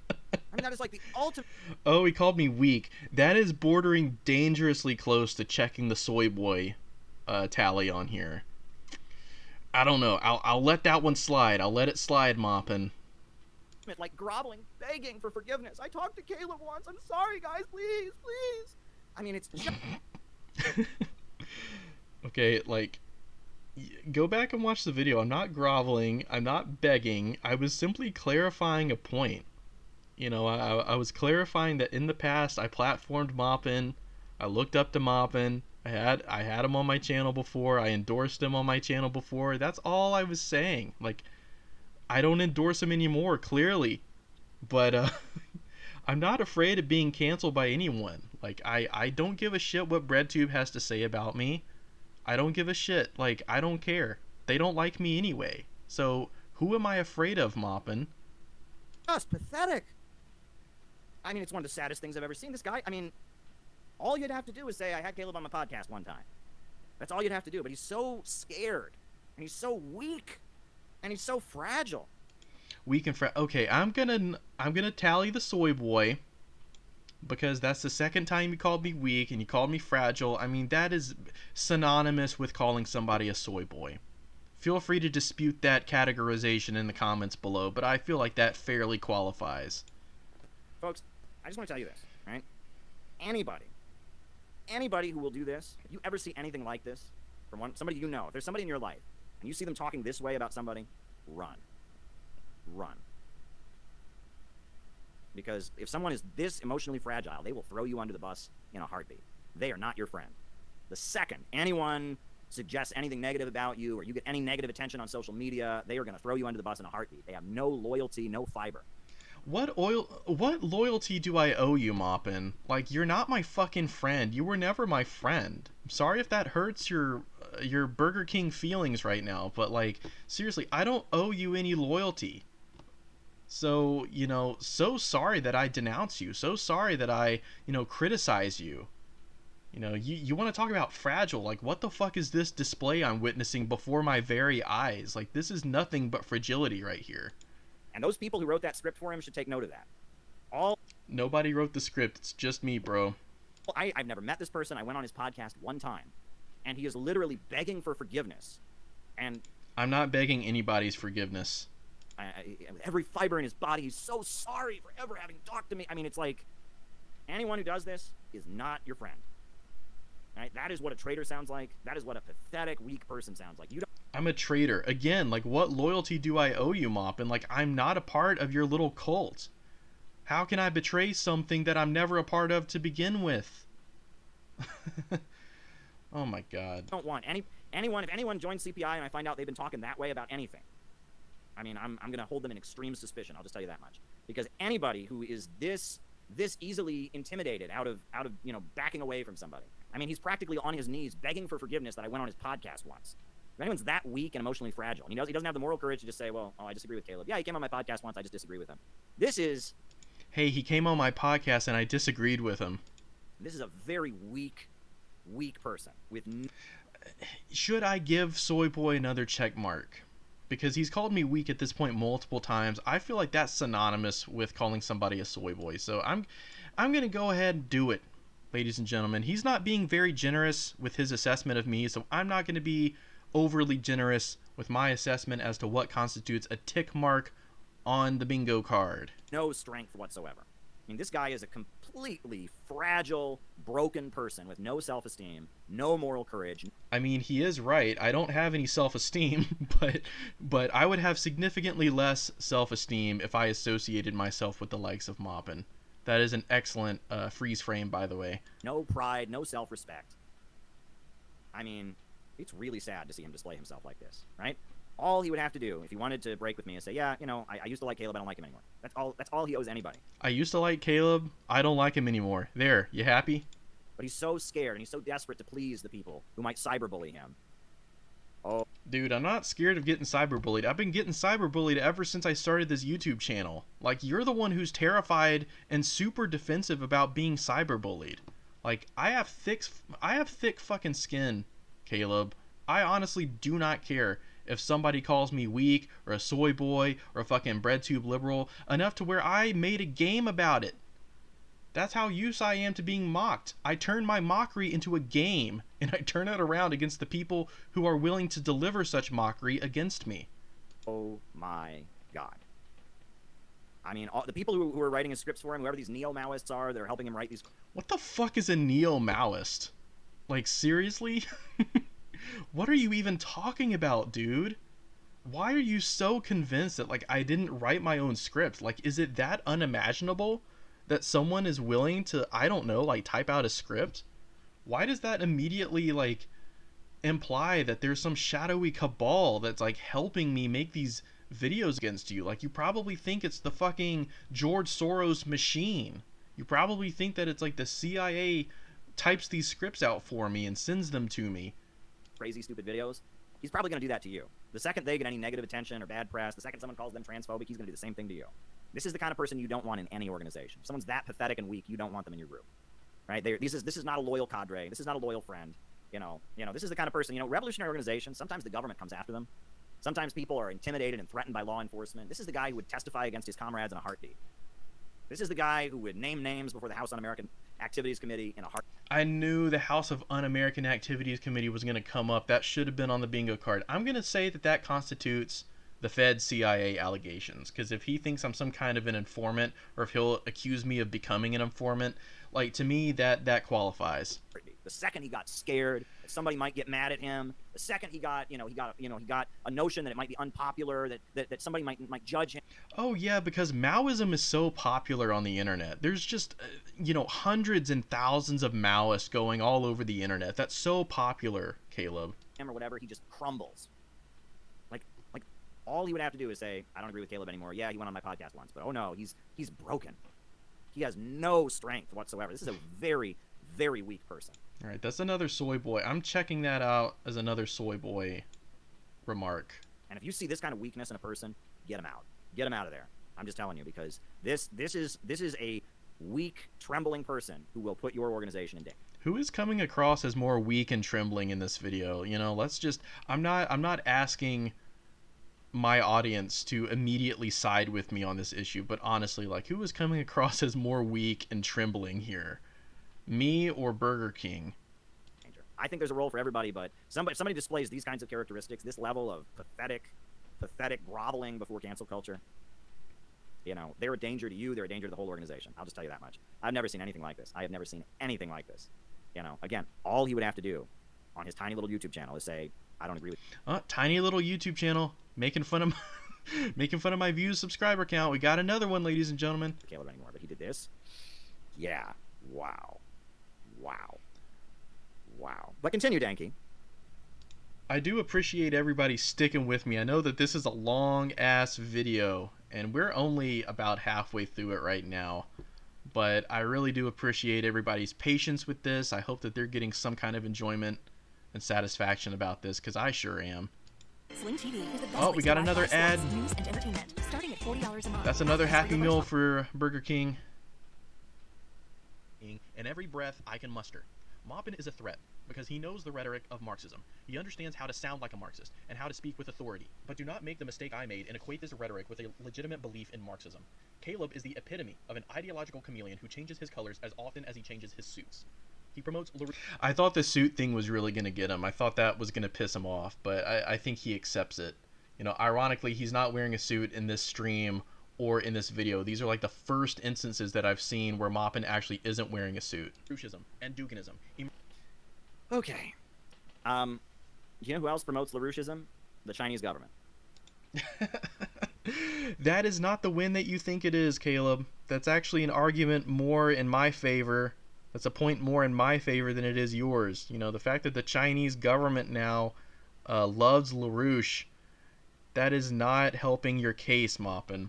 It really isn't. You might think it is, but honestly, that is disappointing for me to hear. The Chinese government has Helga Zepp LaRouche on their media all the time. CGTN has Schiller Institute commentators on there all the time. If I'm trying to oppose imperialist war, I'm going to have a relationship with LaRouche people. The LaRouche people are much more respected in China than any of the American communist groups are. And, you know, I mean, that should tell you everything you need to know about the revisionist state of the CPC. The fact that they, like, love LaRouche and are welcoming LaRouche. That is not a good sign, ladies and gentlemen. Go to global communist gatherings. I've been to 2 World Festivals of Youth and Students. I was the honored speaker in Brazil at the Trade Union Center of Brazil's National Congress in 2016. You know, I think I know a little bit more about global Marxism than you do.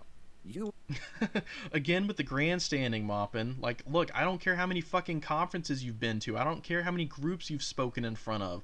Like, that doesn't make you right. You're just doing some grandstanding here. You're gatekeeping. Doesn't make you right. You, Danky, are an ultra-Maoist. No, call me an ultra. That's another tick mark. One of these very fringe, obscure elements. You're aligning yourself with people who don't support China, the biggest country in the world in terms of population, led by a communist party. People who okay, so now he's starting the argument of majority here. So what if China's the biggest fucking country in the world in terms of population? I think India recently surpassed it, but that's besides the point. Like, I don't care. If 99.9% of the world said that the sky is green and you can look outside and see that the sky is blue, does that make 99.9% of the world right and you wrong? Like, this is an argument from majority, and it doesn't work. This is a fallacy, Maupin. I don't want to pull a nerd card, but it's a fucking logical fallacy you're committing here. Announced China in 1976. People who don't support Cuba and think that Cuba is revisionist because it didn't align with China during the Cold War. People who don't support North Korea. People who don't support Vietnam. People who don't support Nicaragua, don't support Brazil. You are aligning yourself with a fringe group of fanatics who don't align with any currently existing communist government in the world. And you're... All right, you call the Maoist movement fanatics, but you're a disciple of LaRouche. You're going to tell me that I sound like a Marxist? My friend, I have been to these countries. I have met with the leaders of these countries' communist parties. I am well loved and promoted in Chinese media. The Global Times of China just ran an interview with me about where they mentioned my new Marxist book. Again with the plugging of the book, again with the grandstanding, again with the arrogance and the gatekeeping and the bloviating. Like, come on, Maupin. You can do better than this. Actually, like, attack my ideas. Actually attack my arguments, not just a straw man version of them. And stop hiding behind these, like, credentials. Seriously, you could have all the credentials in the world. That doesn't make you correct on this issue. It does not make you correct. You know, I think I'm a little bit more tuned into the global communist movement than you are. You are aligning yourself with a fringe element that doesn't support any of the current Marxist governments in the world. And let me add that every ruling communist party in the world takes the same positions that I do on Ukraine, takes the same positions that I do on Taiwan. Name one communist government in the world that doesn't support Russia and Ukraine right now. One.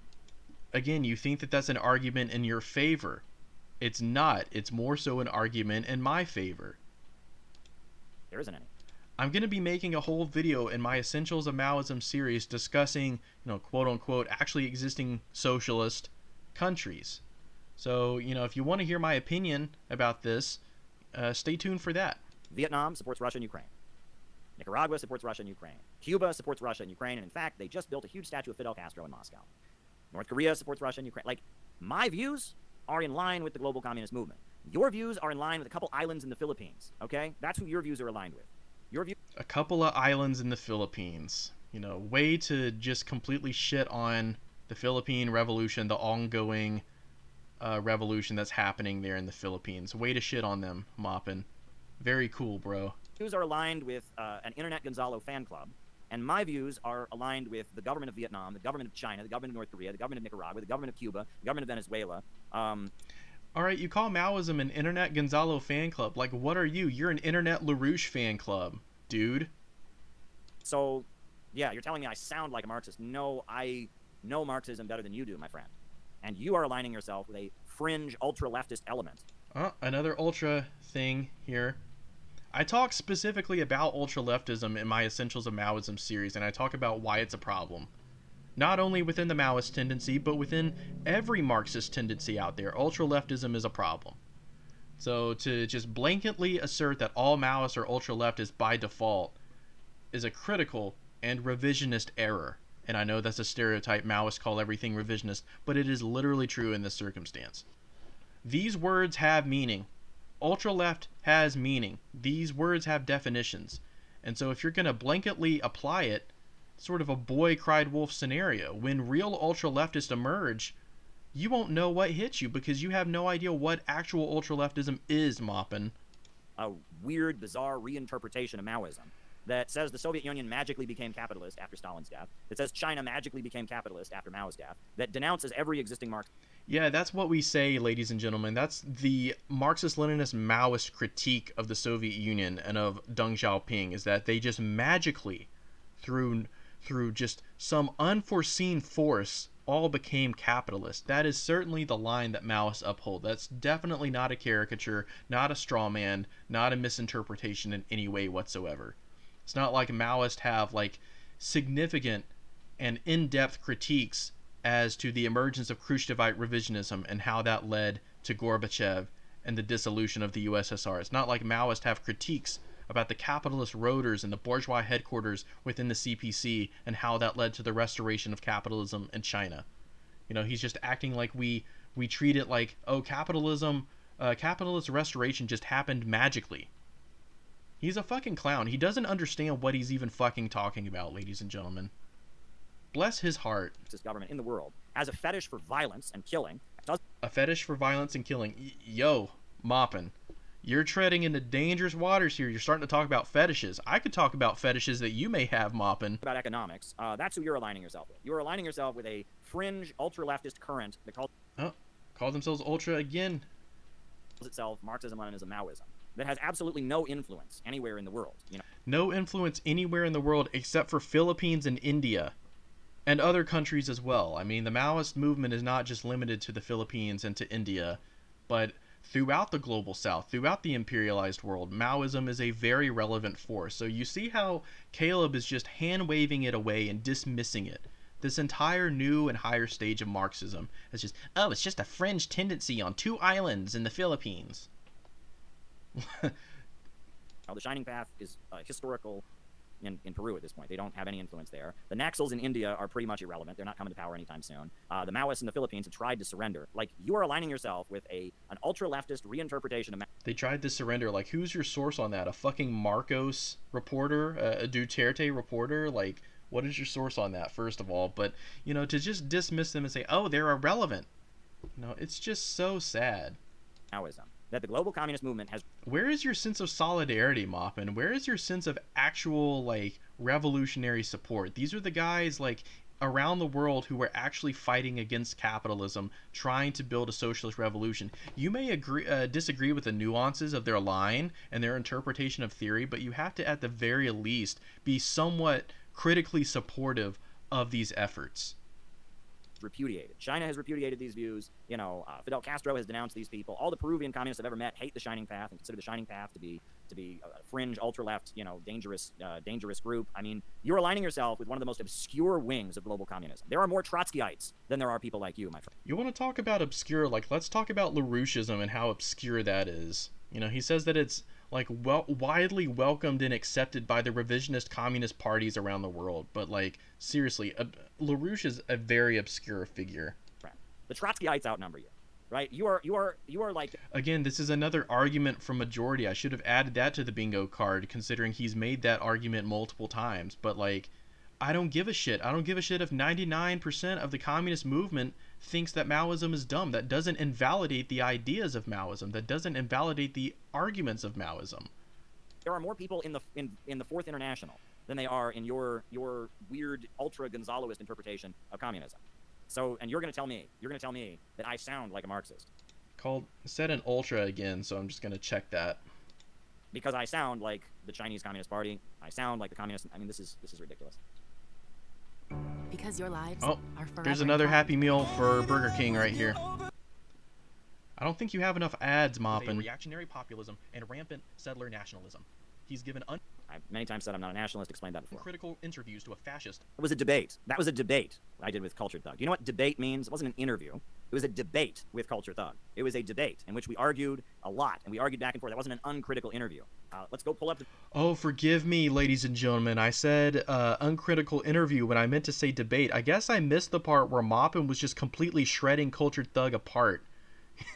I guess I missed the part where Maupin didn't let Cultured Thug just monologue for like a good 10-20 minutes and talk about fucking fascism and how valid fascism is. Or, you know, third positionism, whatever he wants to call himself. And, of course, this raises an obvious issue that I have with Maupin, which is, why are you debating fascists in general? You know, like I said in this very video, talking about debate bros, it's like, why are you platforming these people? Why are you even debating them? Because to debate them implies that their ideas are even worth considering. On this channel, you are never going to see me debate a fascist. That is something that I think is any principled Marxist should do. Principled Marxists should not debate fascists under any circumstance. You should not platform fascists under any circumstance.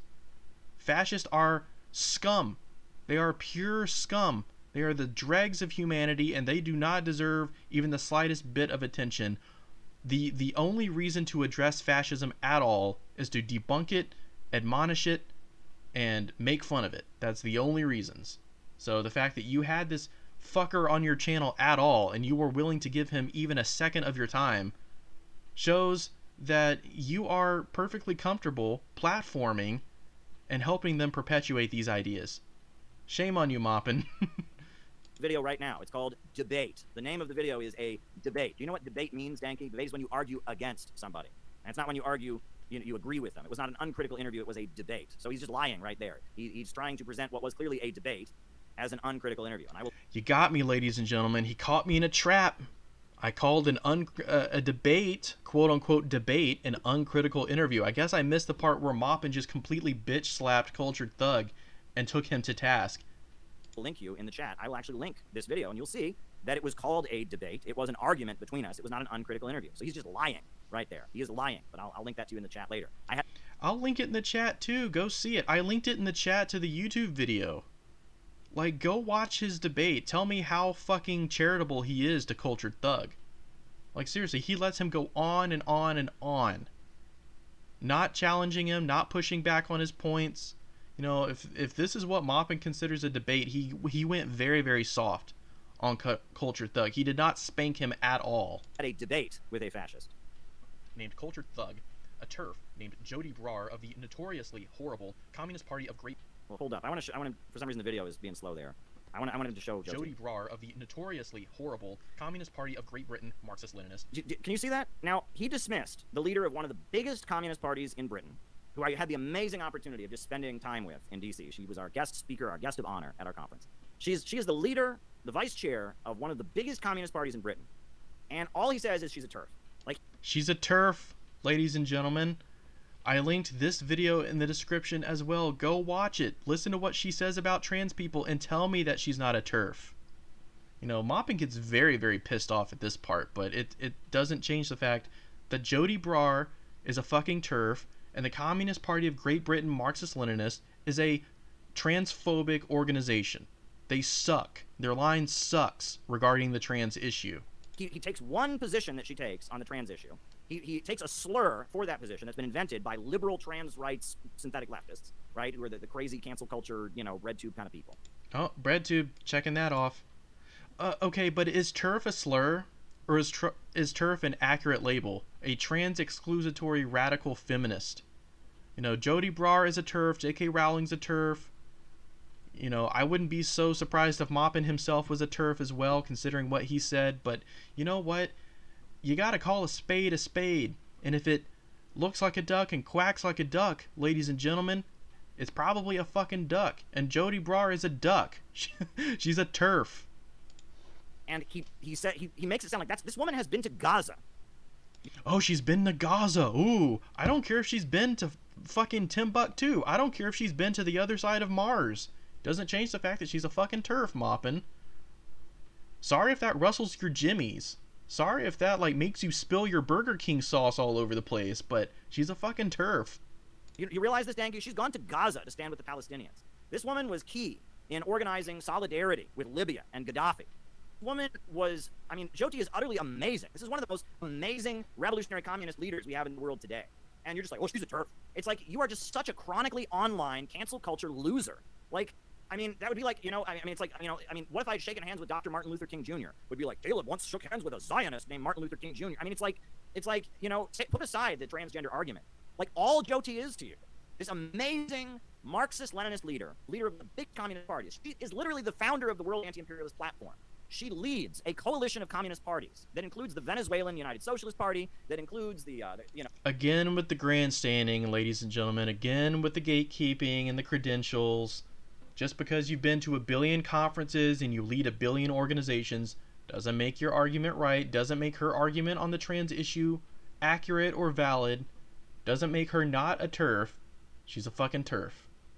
Hate to burst your bubble, Maupin. Oh, the Korean Workers' Party and all kinds of communist parties around the world. She is the chair of a global communist alliance, the World Anti-Imperialist Platform. And all you can say about her is, well, she's a TERF, she's a TERF. And because that's the thing, all you are, Danky, is a chronically online person. You don't understand what real activism and real organizing is about. Real activism and real organizing is being a TERF, ladies and gentlemen. This is all just some internet game where you just tack labels onto people. Oh, she's a TERF. It's like she's one of the most important communists in Britain. She is probably the most important communist in Britain today. She's one of the most important communists. That's not saying much. I mean, honestly, what is the British communist movement? It's mostly Trotskyites anyway. Like, come on, Britain. I know America is one to talk, but you guys got to step your game up too. If this is the best you can offer, the communist movement here is a TERF like Jody Brar and the Communist Party of Great Britain Marxist-Leninist. Like, that's just a damn shame. Leaders internationally. She's the head of the World Anti-Imperialist Platform. She was key in supporting Libya. She was key in supporting the Palestinians. And by that extension, if Caleb Maupin is the best that we can offer the international communist movement, it's sad. What a sad state of affairs we find ourselves living in. Truly, like, Stalin was correct in saying that this is the blackest period of reaction. It really, really is. I mean, she was just like a keynote speaker in Venezuela at a huge conference of the World Anti-Imperialist Platform of Communist Parties. Like, this is a really important communist around the world who's the leader of a real organization that organizes real people. And it's like, well, she's a TERF. She's a TERF. It's like, Danke, you have no clue what real organizing or real activism is about. You're just a chronically online. Real organizing and activism, ladies and gentlemen, is when you start a cult and you act like a sex pest, and also you are a TERF. That's real activism right there. Person. And it's like, you know, like, I mean, and then you're trying to say I'm not a Marxist. Jyoti talks to me. She doesn't talk to you. You know, I mean. Good. I don't want to talk to her. Like, you can have her, Maupin. I don't care. If anything, me having the vice chair of the Communist Party of Great Britain Marxist-Leninist regularly on my YouTube channel is a pretty solid confirmation that I'm more of a Marxist. And you're claiming I'm not. I'm a chameleon who changes. I mean, this is utterly ridiculous. And appeared alongside Alexander Dugin and a myriad of fascists at a conference where Maupin ranted against identity politics. Yep. Russia is one of the main countries fighting U.S. imperialism today. The Communist Party is the second largest political party in the government. And the leading political scientist in Russia is a guy named Alexander Dugin, who started out in the Russian Communist Party. He eventually started the National Bolshevik Party, and then the National Bolshevik Party broke apart, and now he leads the Eurasian movement. And I have absolutely no shame about sitting next to him and talking about the confusion of the Western left. And again, Danke, if you're anti-imperialist, why would you bait me for associating with somebody who is a very important and respected thinker? A very important and respected thinker? Come on, dude. You are giving fucking Dugin too much credibility here. Dugin is an ideological hack. He's a right-wing hack. He's a traditionalist. He's a fucking Nazbol. He's a neo-Nazi. Like, what do you want me to say? Like, all the other people, I forget their names right now, but I'd be more than happy to list them in the description of this video. But all of the people that Maupin is seated with right now are far-right. Many of them are involved in neo-Nazi groups. One man, one of these guys, I believe, was involved in the demonstration in Charlottesville. So, you know, these are the people that Maupin is associating with right now. So, you know, just let that sink in for a bit. He's saying that, like, oh, all these people support Russia. Like, great job. That doesn't make you an anti-imperialist. That makes you a campist. And if you didn't skip over the entire portion of my video where I talk about the issues of campism, maybe you would understand my critique a little bit more. But, you know, you just skip past all that. In an anti-imperialist country called Russia. Meanwhile, Danke, Russia is not anti-imperialist. They are an imperialist country. They are a lesser imperialist country. But, you know, once again, you skipped over that whole part of my video. I don't know if you noticed this, but the Ukrainian Nazis, who were backed by the United States, murdered his daughter. They murdered his daughter. So you are basically aligning with the Ukrainian Nazis right now. I'm aligning with the Ukrainian Nazis. All right, let's just nip this in the bud right now. Fuck the Azov Battalion. Fuck Stefan Bandera. Fuck all of the neo-Nazis in Ukraine. But also, ladies and gentlemen, this will blow Maupin's mind right now.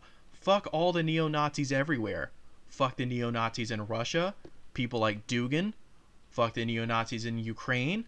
Fuck the neo-Nazis here in the United States of America, including people like Matthew Heimbach. People that Caleb Maupin allows to set up merch tables at his conferences. They murdered his daughter. They've murdered other people who've worked with this guy. They think he was one of the main threats to the Ukrainian Nazis backed by the United States. And you are echoing them. And this notion that, oh my God, you are basically repeating the line of the Ukrainian Nazis here, who murdered his daughter. Like, and you call yourself an anti-imperialist? Oh, right, but you are aligned with the people that control like 2 islands in the Philippines and have gay marriage. I mean, this is so stupid. The Communist Party of the Philippines are people who control just 2 islands in the Philippines, and they support gay marriage. Like, do you see how he just immediately shits all over actual revolutionary movements around the world in favor of this, like, fascist fucking Nazbol goon, Dugin, and all these other weirdos at this little conference here? You know, you see the mental gymnastics that he goes through to try to justify this. Used bad right-wing arguments against the left that would be right at home. And what were those arguments? And what were those arguments, Danke? Like, refute them. If they're bad arguments, why? I mean, let's hear your refutation. I want to hear your refutation of my arguments. I used bad right-wing arguments worthy of Fox News. Well, refute them. I want to hear about them, you know? Dude, you don't need me to refute them. In the description of this video, I gave a link to Socialism for All covering this conference. He does a, like, multiple hour segment where he picks apart every bad right-wing argument that Caleb Maupin gives. So I'd be more than happy to link that video in the description of this one as well, because the arguments are out there. I'm so sorry, Caleb, that I didn't want to turn my initially like 30-minute video into a multi-hour long project going through every single bad right-wing argument that you do in this little conference here, this little gaggle of fascists that you have immersed yourself in in this conference. If they're bad arguments, take them apart, debate them, point to things I said in the speech that were not true, dissect what I said. Don't just bait me for saying it. Right? If I'm wrong, show me where I'm wrong. I'm not hearing any refutation of my arguments. He doesn't refute my arguments anywhere. He just said, oh, they're bad right-wing. And also, Danke, you said worthy of Fox News. Tucker Carlson is on Fox News. And you do realize Tucker Carlson is one of the only mainstream voices who will admit that the U.S. government blew up the Nord Stream 2 pipeline, right? Tucker Carlson is on Fox News, and Tucker Carlson is one of the only voices that is, open to speaking up for Julian Assange. So, yeah, that might be a burn like during the Bush years, but nowadays Fox News is way more anti-FBI, way more anti-war and anti-Pentagon than the liberals are. So me making arguments... So you're hearing it here first, folks. Like, Maupin is literally defending Tucker Carlson. And, maybe if he listened to the segment of my video where I talk about the issues of reactionary populism, he would understand the issues that I have with people like Tucker Carlson. But, he's just going to defend Tucker Carlson. It's like, I guess birds of a fascist feather flock together, ladies and gentlemen. Let's put our thinking caps on, put two and two together. He's defending Alexander Dugin. He's defending Lyndon LaRouche, a guy who allied with the KKK. He's defending Tucker Carlson. Like, it does not bode well for you if you're trying to pass yourself off as someone who's not a fascist. Like, supporting and endorsing and upholding fascists, Maupin, is not a very good tactic. That might be on Fox News would mean I'm more anti-war, and I'm more anti-FBI, and I'm more anti-deep state. Like, that's, have you paid any attention to, or you don't care about the FBI, you don't care about the wars, you just care about doing this woke, you care about who's a TERF and who's not. That's what you care about. You care about who's checked the right boxes for trans rights. You don't really care about Julian Assange, right? You don't really care about the FBI. You don't really care about the police state. You don't care about World War III. You just care about being a woke progressive, right? So, like, where does he come off making these statements about me that I don't care about the FBI and World War III and all this stuff? Like, once again, these are just baseless assertions. He's trying to categorize me as woke. This becomes a pejorative that all these right-wing scum like Maupin love to throw out there and completely unsubstantiate it. Like, at this point, the term woke has been so diluted. Like, what does Maupin even mean? Because I mentioned identity politics, all of a sudden I'm, some kind of a liberal. Because I mentioned white privilege, all of a sudden I'm some kind of a liberal. Like, I qualify all of those statements. I talk about proletarian intersectionalism. So, by definition, I'm not a liberal, Maupin. You care about calling people Euro settlers. That's what you care about. Oh, boy. I never call anybody a Euro settler. I've never used that term. His revisionism and right opportunism behind a thin veneer of... Wait a second. I thought I wasn't a Marxist. A revisionist is a Marxist who's just kind of deviated from the line. I thought I was a chameleon just pretending to be a Marxist. Well, now I'm just a revisionist Marxist. You need to make up your mind there. So am I a Marxist who's a revisionist, or am I a fascist pretending to be a Marxist? Let me clarify this. You're a fascist, Maupin, who pretends to be a revisionist Marxist. There, does that help clear things up? Can't make up his mind. Browderist rhetoric and pseudo... Not Browderist. Oh my God, he's never read Browder. Marxist dogmato revisionism. He cites his movementist participation in Occupy Wall Street, his shout-out from Nicolas Maduro, and his handshake from Daniel Ortega as credentials, and uses these instances as a bludgeon to silence his opposition. Oh yeah, no one ever speaks against me. There's not like huge videos on the internet. I use my... What is it? He says my participation in Occupy Wall Street, my shout-out from Maduro, and my handshake with Daniel Ortega to silence all my opponents. Well, first of all, my opponents are not silenced. There is smears and lies about me all over the internet. My opponents are out there everywhere. Also, though, why is that a bad thing, right? I was arrested at Occupy Wall Street in the protests. I have the respect of the leader of Venezuela, a socialist country. I also have the respect of Nicaragua, a socialist country. But I think I've done a lot more than that. I risked my life on a ship trying to bring medical aid to Yemen. Did you notice that? And I created an international incident, and there was a phone conversation where John Kerry talked to Javid Zarif. Here we go again with the grandstanding, ladies and gentlemen. He's rattling off his resume for all of us. And once again, I have to point out, none of that makes your arguments or your stances valid. These are just, it's just grandstanding. It's just posturing here. Look, I'm not saying that these things aren't important. I'm not saying that these things aren't things to necessarily be proud of. But if you're going to gatekeep the movement behind how many boat trips you've taken and how many conferences you've been to, like, I hate to break it to you, dude, but that's not a valid excuse. That doesn't mean that the sun shines out of your ass and you're right about everything all the time. The Iranian foreign minister, and they mentioned my name, and they were angry that I was the only American on a ship from the Red Crescent Society trying to bring aid to the people of Yemen. Oh, but I'm a Nazi, right, you fucking idiot? You're getting angry, Maupin. Calm down, take a chill pill, eat a Happy Meal. I never called you a Nazi. I just pointed out how you associate with neo-Nazis, how you platform fascists, and how your messiah, Lyndon LaRouche, is a guy who was more than comfortable allying with the Ku Klux Klan. So I think in context of everything, it doesn't really look very good for you, but I have never implied that you're a Nazi. I've never called you a Nazi directly, Maupin. Right? I mean, I risked my life on Not all fascists are Nazis. a ship to Yemen. I almost get killed, right? The port I'm supposed to go to gets blown up, right? But I don't know anything, right? I am the keynote speaker at the conference of the entire trade union movement of Brazil. All the trade unions of Brazil are united into one federation called the Trade Union Center. And they invited me, an American Marxist, to be their speaker about oil price manipulation. But, I don't know. I mean, it's like my resume as an actual Marxist who is respected in the actual Marxist world, in countries like China and Vietnam and Venezuela and Cuba and Nicaragua, not by stupid little islands in the Philippines and not by Maoist... Stupid little islands in the Philippines, ladies and gentlemen. Listen to how he talks about the efforts undertaken, the protracted People's War in the Philippines. He calls them stupid little islands in the Philippines. Wow. I'm gobsmacked, ladies and gentlemen. I am appalled. News fans, but by like real communist governments in the world is actually quite massive, and that gives me the authority to know what I'm talking about. You don't think any of that's an argument, and that's the other thing about this. It's like there's no understanding that like organizing real people. It's like when he says the Communist Party of the 1930s didn't work out very well. It's like he has no... I never said that. I love how he's shadowboxing right now. He's creating his own little opponents, and he's taking them down. But it's like he's not addressing my actual arguments or my actual points in any way whatsoever. He keeps attributing things to me, and he is fundamentally misinterpreting and misunderstanding what I say, and I think he's doing it deliberately because it's much, much easier to tear down a straw-manned version of my argument than address my actual argument with all of its nuance and all of its clarifications. Concept of actually doing any real organizing, building any real organization, getting any real shit done. For him, it's all just this internet word game, right? He has no comprehension of what actual victories in the movement, what building actual popular power means. It's all just this internet word game he plays with people. Right? And it's like he can't understand why me doing real shit, being connected to real governments, being involved in real mass movements would matter. I mean, it's like he can't understand why that would mean anything, right? It's like, well, I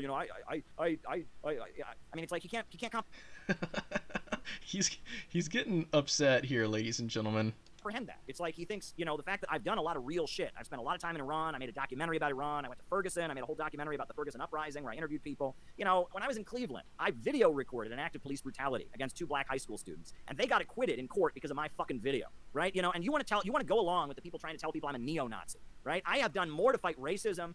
I never said that you're a neo-Nazi, Maupin. I just said that you hang out with neo-Nazis. There's a difference. Or to stand in solidarity with colonized people around the world, more to support existing socialist governments than you could ever dream of. And it doesn't comprehend anything to you. You think, well, I read the right books, I know the right words. I mean, it's like you have no clue what you're talking about, my friend.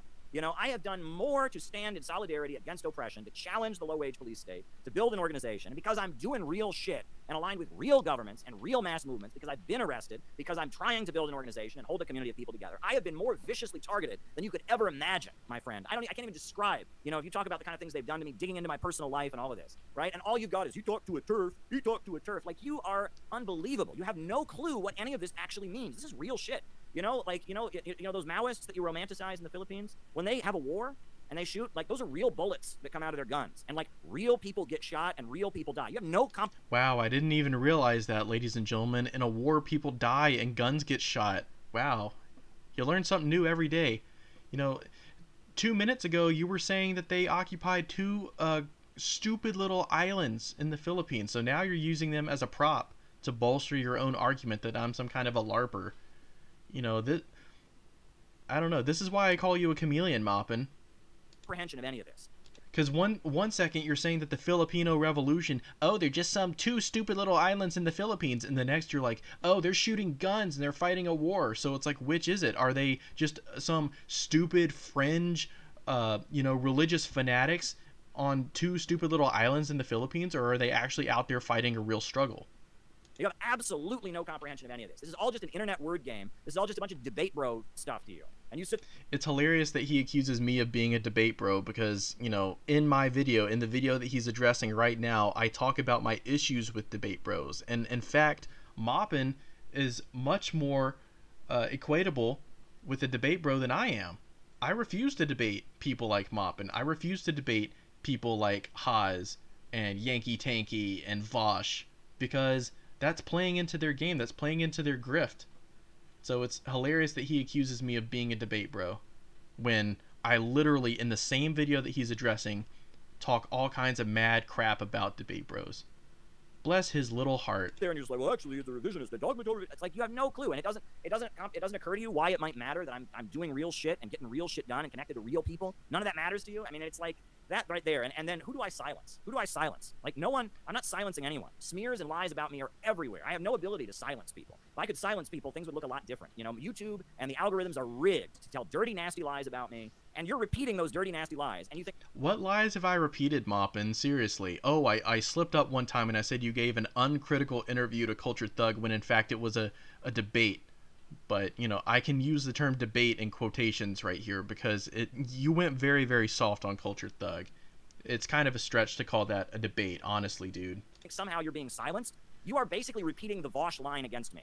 I'm repeating the Vosh line. All right, so I'm going to check the BreadTube liberal thing. At this point, right? You realize that. You are agreeing with Vosh. You're agreeing with Destiny. You're agreeing with some of the biggest YouTubers on the internet in calling me a Nazi, a white supremacist, a settler racist, or whatever. I have never called you a Nazi. I've never called you a white supremacist. You know, I've explained that point multiple times, Maupin. And you think you're being silenced. I mean, that would be like, an American having a rally to support Ukraine and claiming somehow they're being silenced. Wow. That's like hating, what you're doing against me right now is the equivalent of hating Vladimir Putin, in Kiev right now. I mean, it's like, unbelievably. Dude, fuck Vladimir Putin. Seriously, he's an imperialist. Fuck Zelensky too. Fuck them both. Fuck all imperialist powers. Greater and lesser. Unbelievable. And you're being silenced. Who's silencing you, Dank? I want to hear who's silencing you. I never claimed anybody was silencing me. I'm just saying that you use your fan base as a bludgeon. Like a year ago, when I posted about how problematic your tweet was and how horrible and reactionary it was, you encouraged all of your brain-dead fans to brigade my Twitter page and call me all sorts of things. Call me a racist, call me a ultra, call me a fed, whatever. You know, I'm not bitching about that. Unlike you, Maupin, I'm not saying that it's some kind of a broad conspiracy and that you're part of some, like, sinister cabal that's trying to take me down. Unlike you, I don't just default into, like, baseless conspiracy theories. Universally asserts are CIA-funded Malthusian degrowthers, ultra-left, and radical liberal breadtubers. Well, actually, those are three different things, right? So, first things first, Malthusianism and degrowth is... Oh boy, the joke completely went over his head. You know, I wasn't trying to imply that I didn't know what these terms meant. Believe me, Caleb, I've heard you describe what Malthusian degrowthing is on numerous occasions. I am well aware of Malthusianism and degrowth, and I am also aware of the fact that you label literally everybody who criticizes you as a Malthusian. Like, to the point where I'm pretty sure if you were, like, drop dead drunk, you would still be able to call somebody a Malthusian degrowther because that's just what your brain defaults to. The idea that we should reduce consumption. Marxism, if you read Critique of the Go With the Program by Karl Marx, the goal is to create so much wealth in society that inequality breaks down. By getting rid of the anarchy of production and the chaos of the market, so much wealth is created that the basis of the state and government can fade away, that class differences and social hierarchies can fade away. Marxism, according to Karl Marx, according to Critique of the Go With the Program, according to Capital, according to the Communist Manifesto, is about raising the level of wealth in society to reduce class antagonism and get toward the ultimate goal of this. If you watch my socialist my Patsock bingo stream, you'll see that I describe Malthusian degrowthing very, very well. I understand what you mean, Caleb. You don't have to clarify it. God in heaven, God Almighty, please do not go down this road and explain Malthusian degrowthing again for the millionth time. Stateless classes world. And we know what you mean, okay? I know you want us all to read William Z. Foster. You call everybody a Malthusian degrowther. You think we should all wear suits and worship Lyndon LaRouche. That's what you think, Maupin. I am well aware of it. There are people all over the United States right now who are promoting the idea that the problem with capitalism is it makes too much wealth and we should all be poorer. And I have pointed out that that's actually Malthusianism. The idea that we need to reduce the population, reduce consumption, is anti-Marxist. That's all I'm saying there, right? Degrowth, Malthusianism, the idea that you need to reduce the population, overconsumption, that is not Marxism.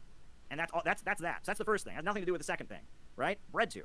BreadTube are a bunch of YouTube personalities and Twitch streamers who are being promoted by the American government to speak in the name of socialism, and they aren't. And I was the first one to expose their connection to American intelligence. I revealed that Dr. Steve Hassan, the cult guru, is their advisor, and that he is a known CIA. So what we're seeing here is inter-cult conflict here. Maupin, the head of the CPI cult, is coming into conflict with a cult leader, Stephen Hassan, part of the BreadTube cabal. And again, I'm not saying that this is wrong necessarily. I haven't looked into any of this. I haven't looked into the evil, sinister BreadTube cabal. It wouldn't surprise me if a lot of them were psyops. But honestly, Caleb, seriously, it wouldn't surprise me if you were a psyop too. You know, you can make your own bingo card and check that tally off.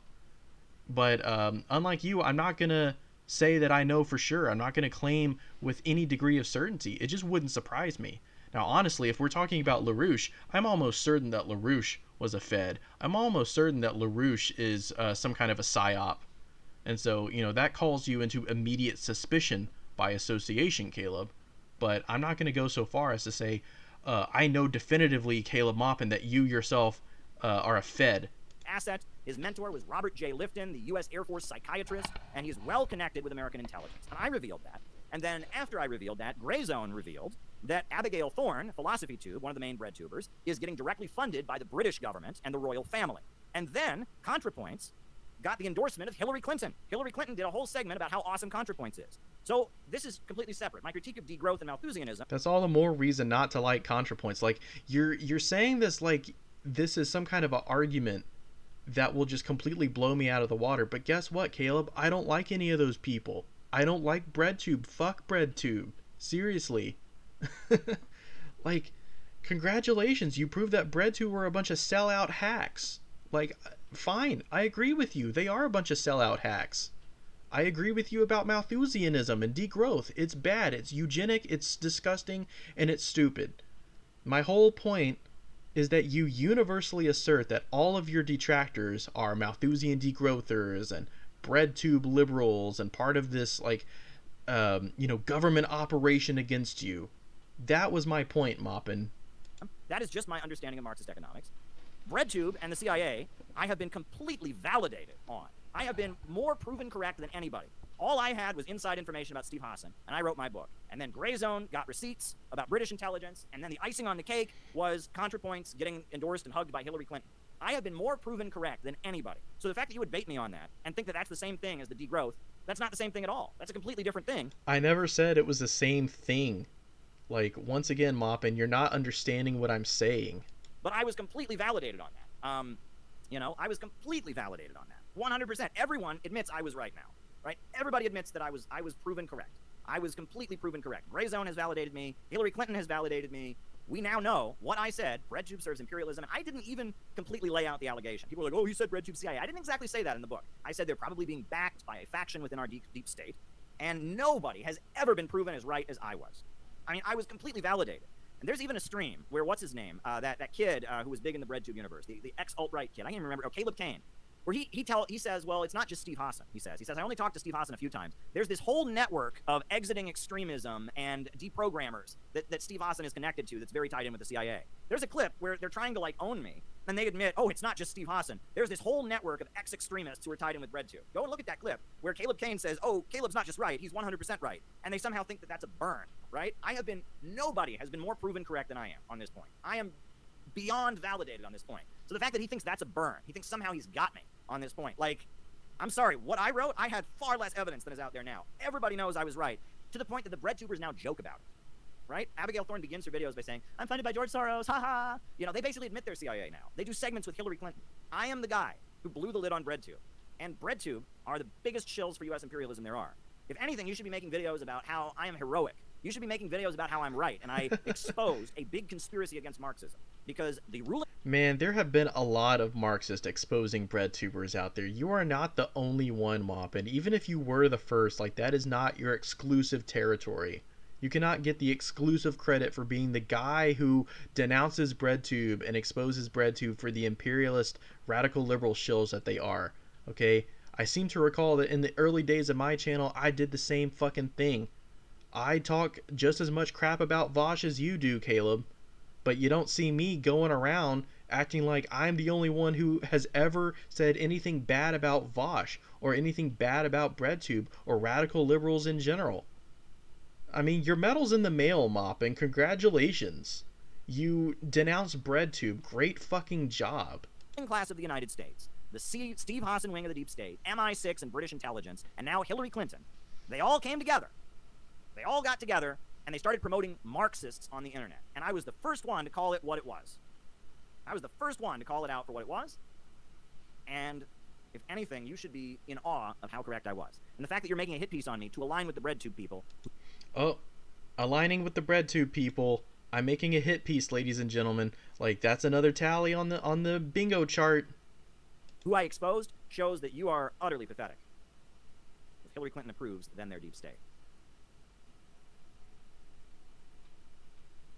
That's a super chat. That's a small French fry for Burger King right there.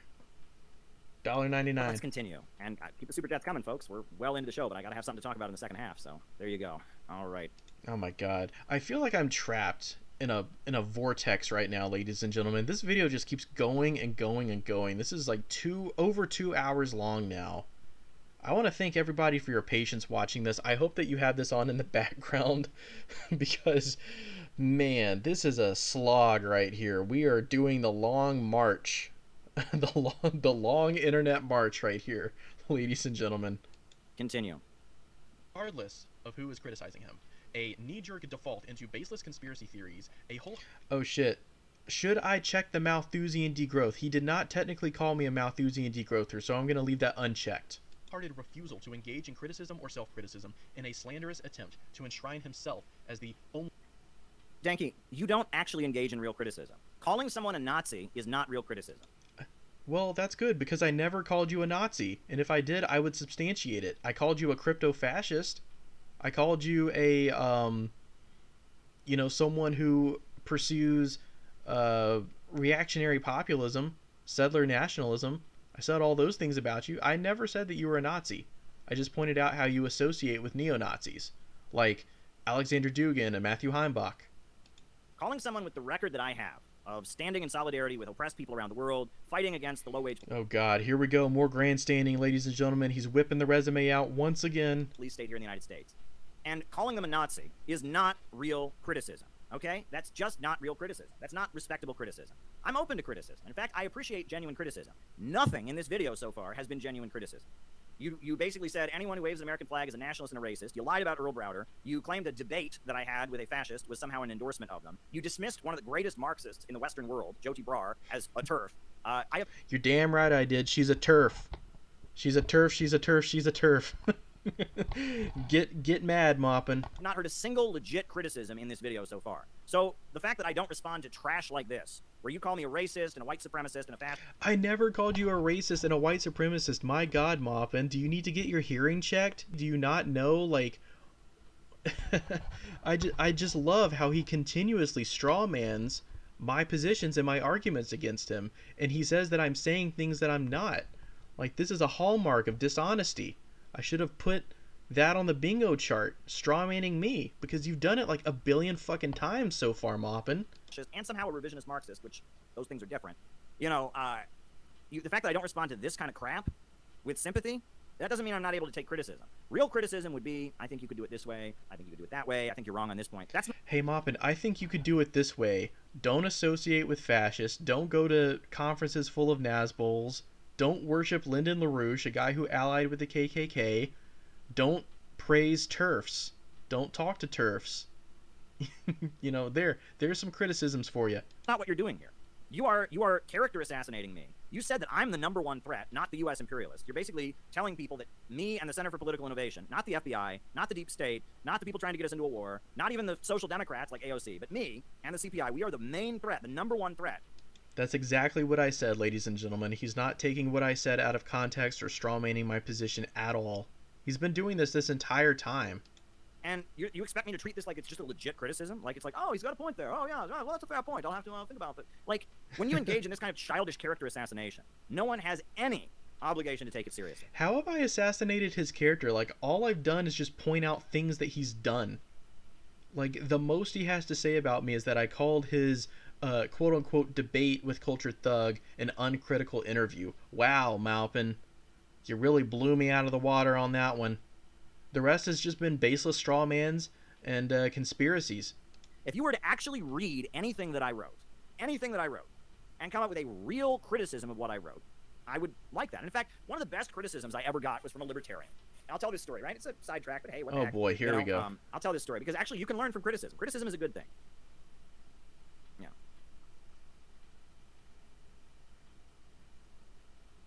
Yeah. Man, somebody donated $5 to Maupin. That is a whole Happy Meal right there. One time I wrote an article talking about how Russia and China both have heavily state-run economies, and they've had huge amounts of economic growth, and that this is an argument against the free market. Libertarians always tell us that only the free market can create economy. Oh my God. And there was a libertarian who read my article, and they actually made a really, really good point that I had never thought about before. And the more I investigated, and the more I studied Deng Xiaoping theory, I realized they were right. And it was a really good point, and it really changed the way I think about Marxism, which is they said it's true that Russia and China both have heavily state-controlled economies. Russia's got Gazprom and Rosneft, two state-controlled energy companies that are like the basis of their economy. China has a huge amount of state-run industries. But, they said, unlike the United States, the middle class of both Russia and China is big and growing, and that small business owners are a much bigger part of Russian and Chinese society. That is a really good point. That's real criticism. They pointed out that libertarians really value small business owners, and the free marketeers really like... Yes, because libertarians fetishize the whole laissez-faire free competition period because they don't understand how capitalism evolves. Why are you taking criticisms from libertarians? Libertarians have no fucking clue what they're talking about. Small business owners, the marketplace competition, and that yes, Russia and China do have heavily state-controlled economies, but in their control of the economy, both the Russian government and the Chinese government have both worked very hard to facilitate private companies and a marketplace. That is a really good point. That's true, right? And that 21st century socialism, if you look at the theories... You call it 21st century socialism. I call it revisionism often. You know, once again, if it looks like a duck and quacks like a duck, it's a duck. And if it looks like capitalism and it functions like capitalism, it's capitalism. It's not fucking 21st century socialism. Marta Harnacker, who's the ideologue behind Bolivarian socialism in Latin America, if you look at the successes that they've had in Bolivia and Nicaragua with their micro-entrepreneurship program, a state-controlled economy facilitating... It's the people's entrepreneurship, ladies and gentlemen. A market sector is actually a big part of 21st century socialism. It's a big part of Deng Xiaoping theory. It's a big part of Bolivarianism. And I learned so much from that real criticism. It's a big part of revisionist bullshit that's not actually Marxist. Good job. Libertarian actually read what I wrote, and they fact-checked it, and they admitted, well, I was right about this, but I was missing something. That's real criticism, and that's good criticism, because they taught me something I didn't know. You're not doing that, Danky. So I'm supposed to teach you something that you don't know? Like, here's a criticism. Maybe LaRouche is bad. Maybe going to a conference with neo-Nazis are bad. Maybe learn that. All right, I'm back. I had to take a break, ladies and gentlemen. It was getting past the 2-hour mark. I want to thank everybody for your patience here. We are wrapping up the Burger King meltdown that we have witnessed from Caleb Maupin right now. We are well into the bingo game, and I appreciate everybody sticking with me thus far. I hope you have this video on in the background because it has been a slog, ladies and gentlemen. I had to get myself some coffee. So now that I've had my coffee, we're ready to watch some more meltdown from Maupin. What you're doing is calling me a racist settler American colonial guy. You're doing guilt by association. You're doing internet cancel culture. You're lying about my record. You're distorting my positions.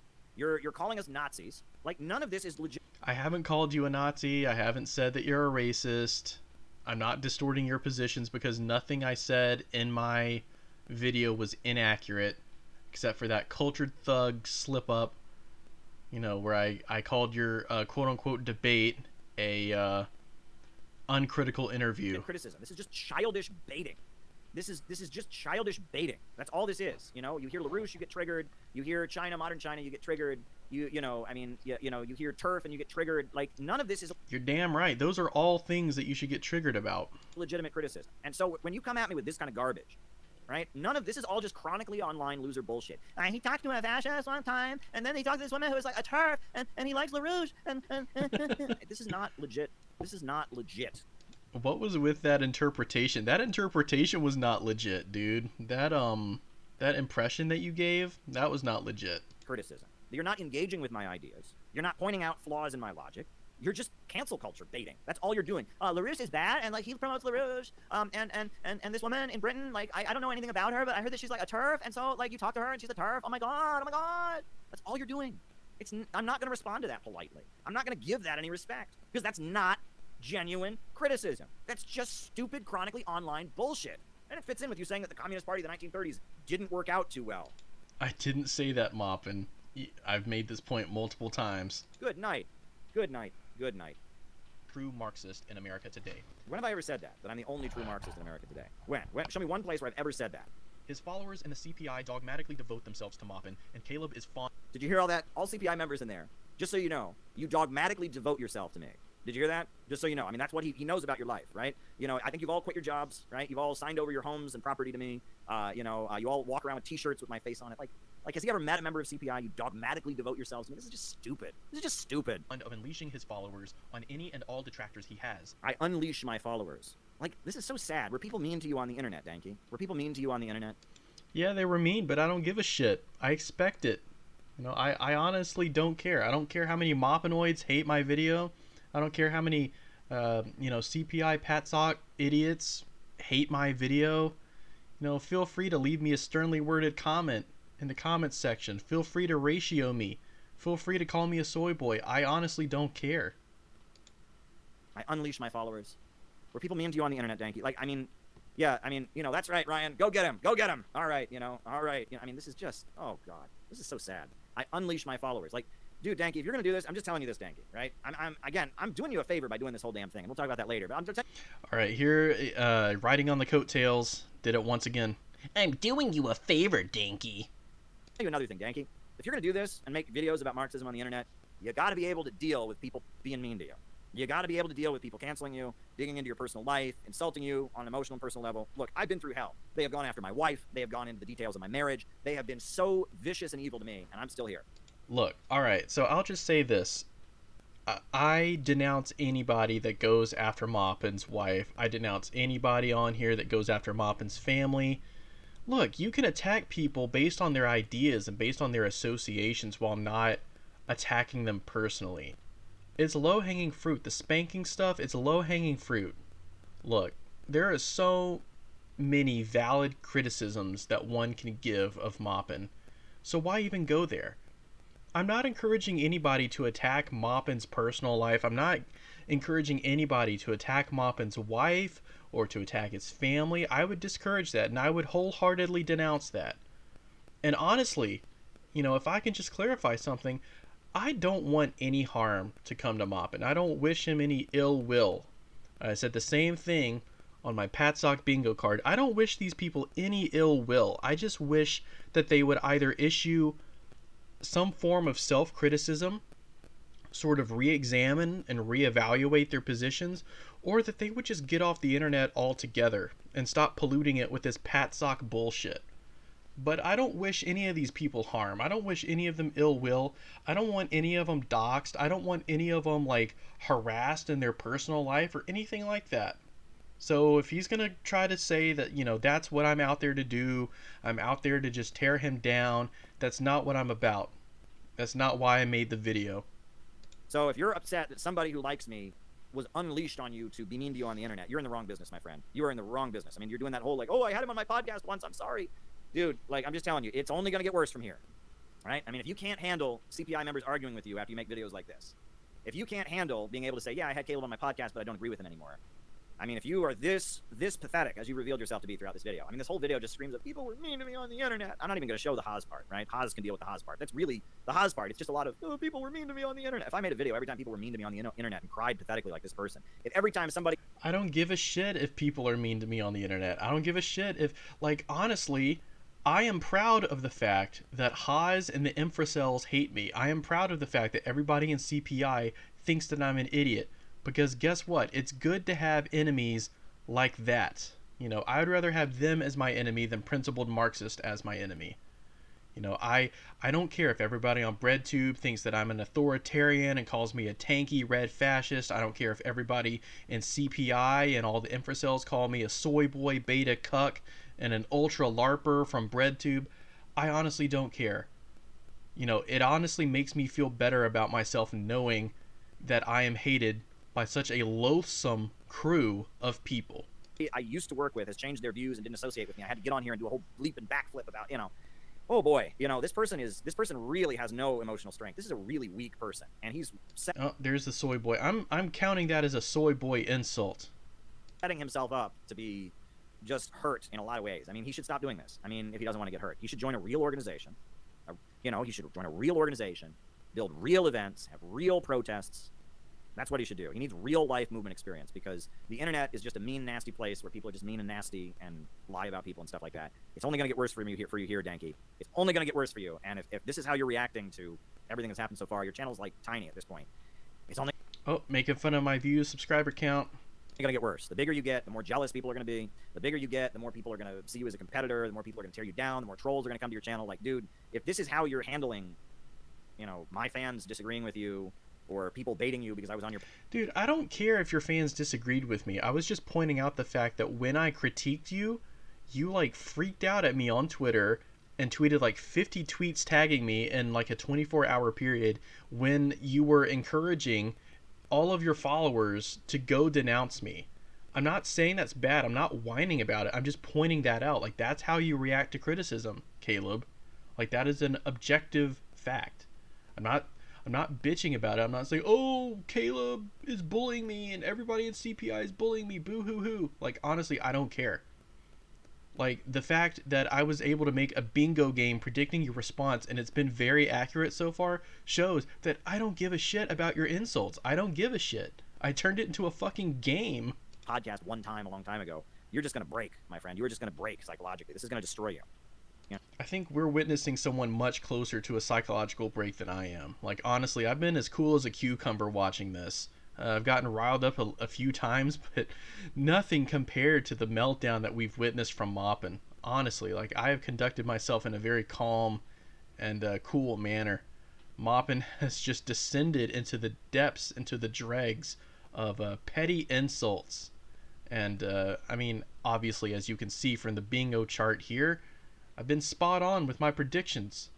Like a chess grandmaster, I anticipated his responses 5, 6 steps, 7 steps ahead.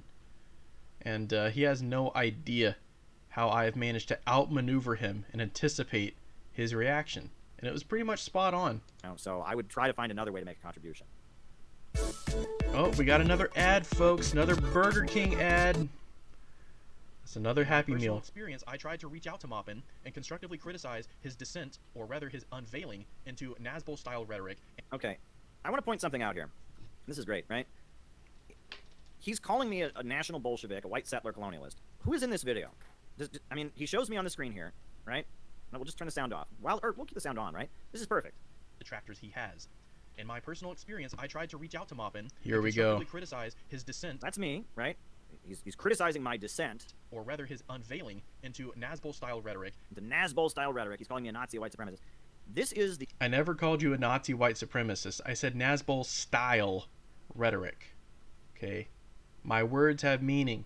I'm very precise in the language I choose to use in the script that I myself have written. So, nowhere did I ever say that you are a Nazi white supremacist, okay?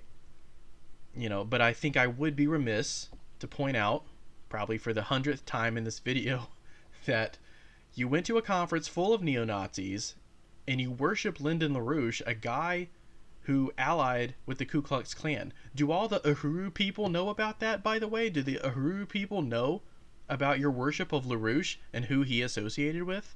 The Uhuru movement. This is a group of black revolutionaries who had their homes raided by the FBI. The FBI flew drones into their home, pointed guns in their faces, dragged them out of their homes at gunpoint, held them in handcuffs.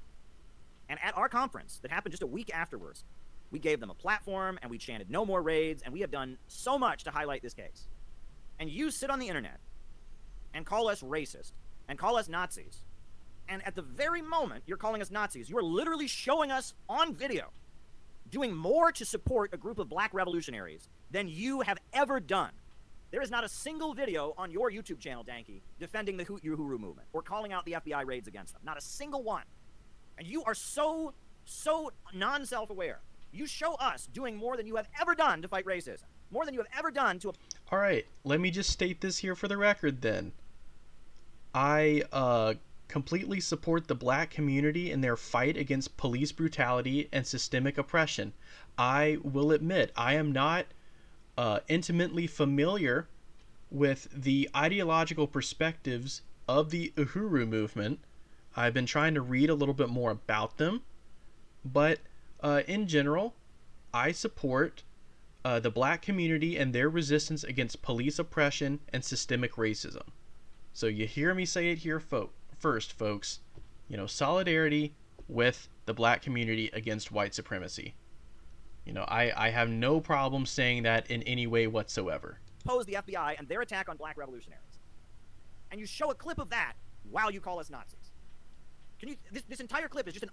And I'm not calling you a Nazi, by the way, Caleb. I've been more than clear about that. Argument for you having no idea what you are talking about. You're showing a clip of us standing in solidarity with black revolutionaries who got dragged out of their home with guns, accused of being Russian agents. And you're showing that we had the courage and the willingness to give them a platform at our conference, to stand in solidarity with them and get attacked for it. A broken clock is right twice a day, ladies and gentlemen. Just because once in a blue moon Caleb Maupin has the correct line on something doesn't negate all the critical errors that he's made. And it also doesn't invalidate any criticisms I may have about him and his associations with National Bolsheviks and other unsavory characters. And you show that on the screen while you're trying to tell your audience that we're racist. And I have to wonder if the black community and if the Uhuru movement is familiar with Caleb Maupin and his association with neo-Nazis, with people like Matthew Heimbach, and his worship of Lyndon LaRouche. Like I pointed out, someone who allied with the Ku Klux Klan. And I wonder if they were aware of those facts, would they still be at this conference right now? I don't know what to say. I mean, can you be more out of touch than reality? I mean, this guy has done nothing to support the Uhuru movement. Absolutely nothing to support the Uhuru movement. Nothing. I have spoken a multitude of times about police brutality and why I support the black community. So, not to toot my own horn or anything, but to say that I've said nothing about these issues is simply false. Now, I may not have specifically endorsed the Uhuru movement, but if I read more about them and I like what I see, I'd be more than happy to give them my endorsement. Caleb. And he makes a video calling us white supremacists, calling us racists, calling us settler colonialists. I never said that you were a white supremacist, Caleb. I never said that you were racist. Once again, you're putting words in my mouth. My God, if I had on this bingo chart you strawmanning my positions, it would have like 100 check marks by now. Seriously. That's all that this response has been, is you just strawmanning the fuck out of whatever I say. And at the very time he's calling us that, he shows video of us doing more to fight racism than he has ever done. You want to talk about somebody who just is completely clueless? Again, not a single video on his channel calling out the FBI for raiding these black revolutionaries' homes. All right, I will call out the FBI for raiding the black revolutionaries' homes. I will call that out. You saw it here first, folks. Oh my God. Oh my God. And his reactionary populism. Yeah, that's reactionary populism right there. John Brown and Fred Hampton and standing in support of the Uhuru movement. That is reactionary populism. John Brown, who waged a revolution against the United States. You have the American flag right behind his portrait. Fred Hampton, who got killed by the U.S. government, you have the American flag right behind his portrait. Like, how can you do this with a straight face? Seriously, like, how can anybody look at this assemblage that he set up behind him and take this guy seriously? Right there. I mean, that's what reactionaries always do. They support Fred Hampton. They stand in solidarity with black revolutionaries who get raided by the FBI. You can't make this up. This guy, it's like he doesn't even, did he watch this? Did he, think for a moment? Like, if I'm going to call Caleb a white supremacist, maybe I shouldn't show a clip of him standing in solidarity with black people who I don't even have the fucking courage to stand in solidarity. That may be a good point, Caleb, if I actually called you a white supremacist, but guess what? I didn't. With. Summarized when he tried to equate the struggle for women's rights and LGBT rights as a culture war and not part of the class struggle. No. What I tweeted out, I made my tweet, and I said that if you're against gay marriage or against abortion, I might disagree with you, but you're still my comrade. That's what I tweeted out, because I am for abortion rights and I am for gay marriage being legal. Except you left off the whole second part of that tweet, Caleb, when you said we need a class struggle, not a culture war. So you're equating the struggle for women's rights and the struggle for LGBT rights in this country to a culture war. You're dismissing it. You're hand waving it away. You're saying, oh, women's rights don't matter, trans rights don't matter, gay rights don't matter. It's all just a culture war. It's just like the war on Christmas. You know, it's not part of the class struggle. It has nothing to do with the class struggle at all. That is the point where myself and a lot of other people took issue with, Maupin. And so you know, conveniently leaving out that critical fact about your tweet shows me that you are just once again trying to skirt around the issue. You're trying to dodge the real issue here, Maupin. That you equated the women's rights struggle and the LGBT rights struggle to a culture war. But Muslims who are against those things, I will march in solidarity with you against for Palestine. You know, Catholics who are against those things, I will march in solidarity with you against the death penalty. Communists who think that homosexuality is bourgeois decadence, which many communist parties around the world believe, I will march in solidarity with you. Puerto Rican activists who think that abortion is genocide, and remember when Puerto Rican women had their tubes tied, I will march in solidarity with you. I tweeted that out. I tweeted out that if you're against abortion and against gay marriage, I might vehemently disagree with you, but you're still my comrade. And I was being canceled for it by people like Humanist Report, who is just a pathetic Joe Biden liberal. And they were all coming at me, all of them. All of liberal Twitter was piling on about what a bad person I was. Okay, but let me just say this. I don't care what Humanist Report had to say. I don't care what all the Joe Biden liberals had to say regarding that. I was approaching this issue from a proletarian standpoint. I was approaching this issue from the perspective of a Marxist, okay? So just because some liberals criticized you for this doesn't make me one of them. For being willing to work with Roman Catholics, for being willing to work with Muslims, for being willing to work with the Puerto Rican community, you know, and they were saying all kinds of stupid shit like, oh, of course a white man would say that, as if only white men are against abortion and gay marriage, right? Like no black person has ever opposed abortion or gay marriage, no Chicano person or Puerto Rican person. They were all dogpiling on me. And you... So why does it have to be one or the other, Maupin? Why, like, you can either support black people or you can support LGBT people, but you can't support both? Like, my position is that I support both. I support all oppressed identities under capitalism. Okay? And so I don't draw the line and say, oh, well, I support the black people, but I don't support the LGBT people. You know, so I don't understand why you're splitting hairs, why you're saying like, oh yeah, it's fine to support, you know, the black community. It's fine to support Roman Catholics when they're protesting against the death penalty, but you draw the line at supporting the LGBT movement and you say, oh, it's just a culture war. You know, what it would be like if you said that the struggle against the death penalty was a culture war, or the struggle against the struggle for racial equality is a culture war.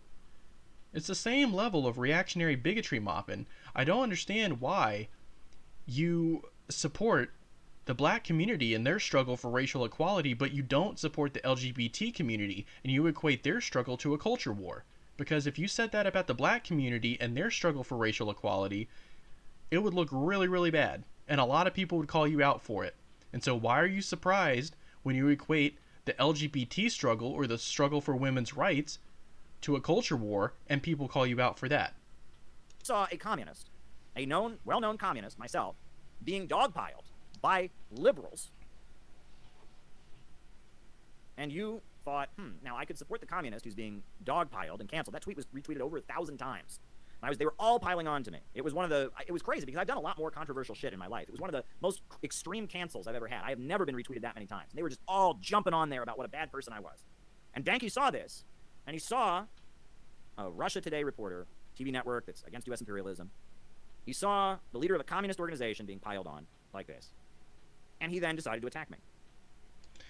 I didn't attack you because of the dog pile, Maupin. Fuck the dog pile. I don't care about the dog pile. I attacked you because I saw you promoting a reactionary point of view, and I tried in a very principled way to denounce this and to explain why I thought it was problematic. And you freaked out on me. You called me a bread tube liberal, and you said I was part of the Humanist Report and this evil cabal that's out to get you. And then you sent all your followers after me. Like, again, I'm not complaining about that. I welcome their derision. I welcome their hatred. But I'm just pointing out the fact, Maupin.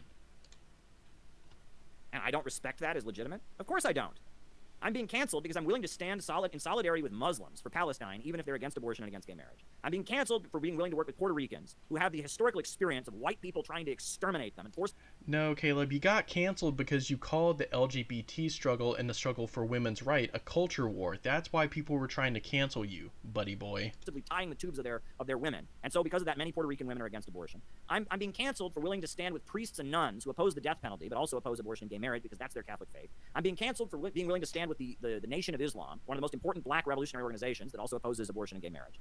I'm being canceled for being willing to work with oppressed people, even if they have views that are not approved by CNN. And they retweeted me like 1,000, 2,000 times. It was the biggest cancel I've ever got. Dude, do you think CNN approves of my Maoist views? Like, honestly, I don't care. I don't care if BreadTube approves of me. I'm not out there looking for their approval. I'm not seeking the approval of liberals. That's not why I denounced your tweet. That's not why I criticized your tweet. You know, I saw you being a reactionary, and I called a spade a spade. And he saw this happening.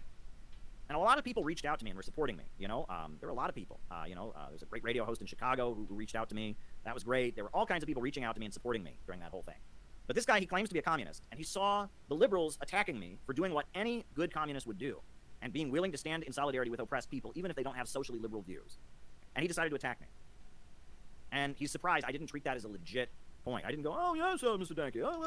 So, once again, I have to point out, like, why is standing against the death penalty and standing for racial equality and standing for, justice against Palestine, why is that legitimate? But standing for LGBT rights and standing for women's rights, why is that a liberal point of view, a socially liberal point of view, Caleb? Why do you draw the line at certain aspects of the struggle against systemic oppression, but other times you simply dismiss it as a culture war? Well, we may disagree with each other, but I do consider that to be a good point, Mr. Danke. Oh, yes, I've got a good point. Oh, you made a decent point there. Perhaps I should throw oppressed people under the bus. You've got a good point there, sir. We may disagree with each other, but I shall defend to the death your right to say what you believe, sir. Oh my God, he's having another meltdown, ladies and gentlemen. Like you expected me to respond that way?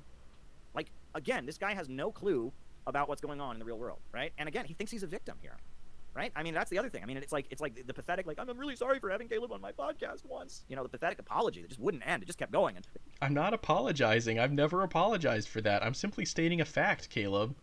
I don't think that I'm a victim. I'm not, unlike you, Caleb, I don't have this enormous victim complex where everyone's out to get me all the time, and there's some evil, shadowy cabal of, federal agents out there trying to constantly discredit me and throw me under the bus.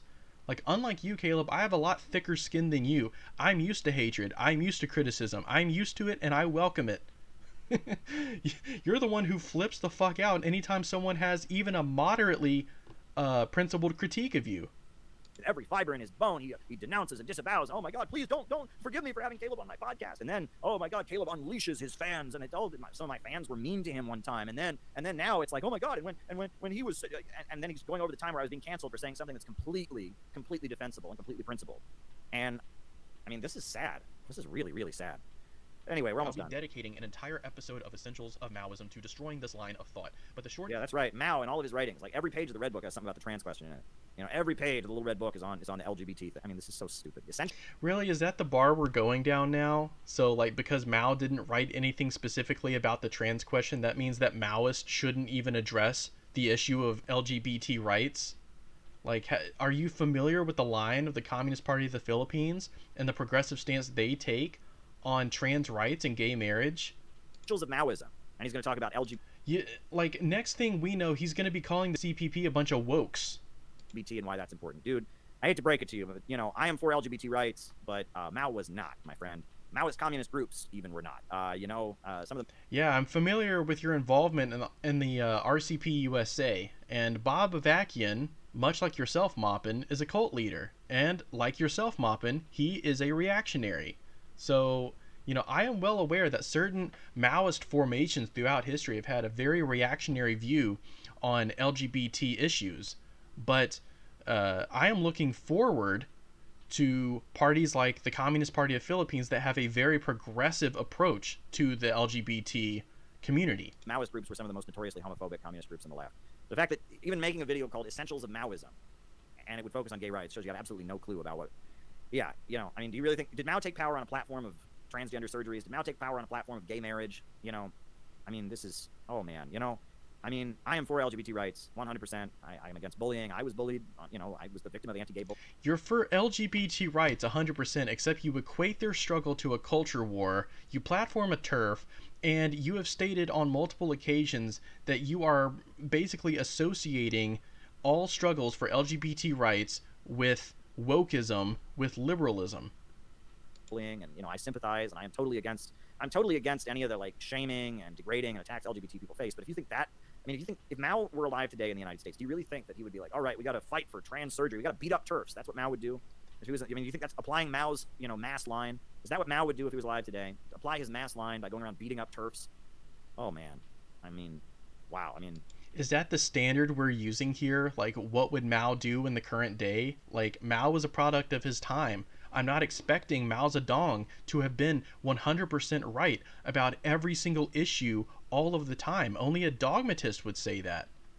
Of course, there were issues in which Mao Zedong was incorrect and Stalin was incorrect and Lenin was incorrect. Of course, there were lines that those individuals took. Guess what? It's because they're human. They're not infallible gods. So, you know, if that is the standard that we are holding the figureheads of Marxism to, you know, that is a very unrealistic standard, Caleb. And if you think that Maoists of the current day do not have a better line on the LGBT issue, then you're simply ignorant. Look at the line that the CPP has regarding transgender issues and gay marriage. Perfect example. Wow. Wow. Here is that right opportunist pseudo-Marxists will ignore identity politics and diminish it as a non-important culture war rather than recognize its... Well, identity politics that says the issue is not socialism. That says the way oppressed people gain liberation is not through the overthrow of capitalism and the breaking down of oppressive relations, but instead through competing narratives and representation, having representation within the capitalist state. Saying that that's not the same as communism, that's completely legitimate. Identity politics, communists, let me school you here, my friend. Now, let me school you here first, Maupin, you smug fuck. When I talk about identity politics, I am talking about identity politics from a proletarian point of view, and I am very careful to distinguish and differentiate proletarian intersectionality with bourgeois intersectionality, and I point out the shallow and hollow nature of bourgeois identity politics and why it falls woefully short. And so I say that proletarian intersectionalism takes the issues of oppressed identities and places them within the proper context of an overarching class struggle. And so if you're going to be a reactionary pseudo-Marxist like yourself, Caleb, you simply ignore and dismiss all issues of oppressed identities as, oh, it's just woke liberalism, it's just a culture war. Whereas real Marxists understand that these issues have a place within the overarching class struggle, and they seek to develop a line addressing those issues in a revolutionary way. So, because you conflate all identity politics with liberalism, your analysis draws woefully short of tackling anything that could actually address these issues. Yankee, communists want to overthrow capitalism. Identity politics means we want the CEOs of American capitalism to have more black people and women among them. No, that's bourgeois identity politics, Maupin, and I am more than clear about that in my series. So you can see how those kind of things are not compatible, right? Communists want the banks, factories, and industries to be organized to serve public good, not the profits of a wealthy few.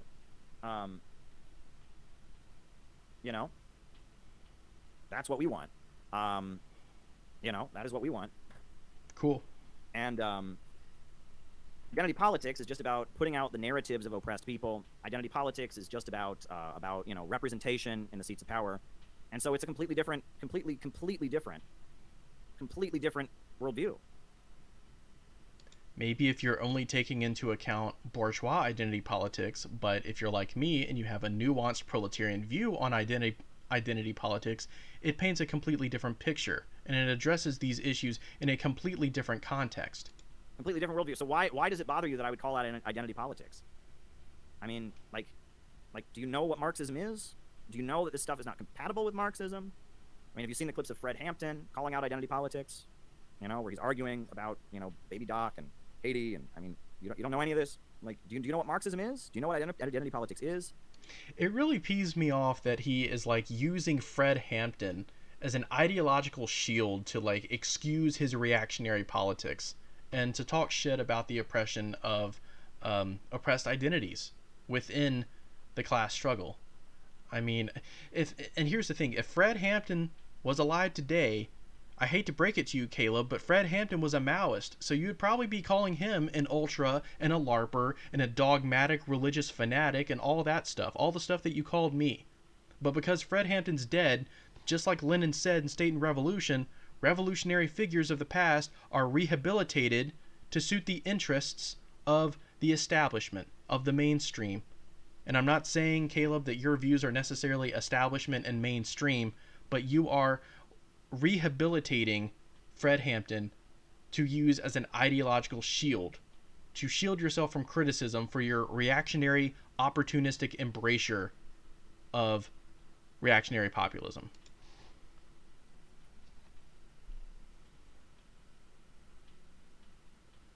I mean, anyway, it's sad, but anyway, he's almost done. Rightful place within the class war. They will disregard the struggles of oppressed identities and false. Yeah, how do we do that? When a group of black revolutionaries gets their homes raided by the FBI, we're one of the only communist groups that will support them, and you don't. But we're disregarding the struggles of oppressed people. Was I disregarding the struggles of oppressed people when I got 2 women acquitted in juvenile court after I videotaped the police beating them up? Like, I am quoted frequently in Final Call, the newspaper of the Nation of Islam, one of the main black nationalist organizations in the United States. You do realize that, right? But I'm not interested in the struggles of oppressed people, right? I mean, this is so ridiculous. Equate all identity politics to liberalism. This is emblematic of the privilege that some opportunists. Identity politics is liberalism, the nationalism of the oppressed.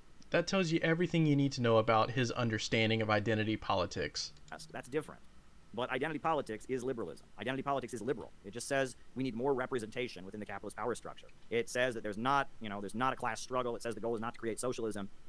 And again, I'm not saying that Caleb Maupin has never stood up in solidarity with the black community. I'm not saying that Caleb Maupin has never supported the identity struggles of some oppressed identities. Where I see a problem is that he will support the struggle of some oppressed identities while he will detract and denounce other struggles, and he will minimize it as being a non-important culture war instead of taking its rightful place amongst the class war within American society.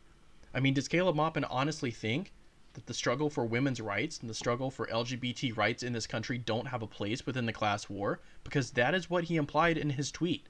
And if he doesn't think that, if that's, taking him out of context, or if that's actually not what his view is on LGBT issues and on women's rights issues, he should clarify that. But instead he doubles down and he triples down, and it leads me to believe that he honestly does not care about women's rights. He does not care about LGBT rights because he thinks that they're non-important culture wars. And those aren't my words. That's not slandering him. Those are literally his words that he tweeted out. Says we need competing narratives. It's a form of postmodernism. Intersectionality and all that is liberalism. Marxists possess, and this is emblematic of the petty bourgeois reactionary tendency that is rife within the Maupinites. All right, so that's the brilliant video by Danke there. I just did Danke a huge favor, right? Oh, riding on the coattails again. Another checkbox. We are at the tail end of the video, and I'm still checking things off the bingo card, ladies and gentlemen. Just did Branky a huge favor, right? I mean, and that's why, I don't know if I should do more segments like this. I was not sure if I should do this segment or not, but I decided to do it, right? And Danke, you owe me for this, buddy. Fuck you, Maupin. I don't owe you jack shit, dude. Your video is now going to get more views than ever because I did this for you. Oh, making fun of my views, subscriber count. It's another check. More people just watched your crap than ever would have watched. There are more people watching right now probably than watched it today. And now people are running over there and leaving comments, and this is what everyone loves on YouTube, right? Everyone loves, oh, he said, oh, they're fighting. Everyone loves that. Everybody loves that, right? So this is good for your channel. This is getting you more traffic on your channel. This is getting you more attention than you deserve. I'll tell you that much. But at the end of the day, the reason I had you on here is you're great. You're a great example because this is every single criticism I have from so-called communists is on this level. There was not one criticism of any position I actually take. He said flags are racist. Earl Browder, and he doesn't know anything about Earl Browder. He said we don't care about black people while showing video of us standing in solidarity with black. I never said you don't care about black people, Caleb.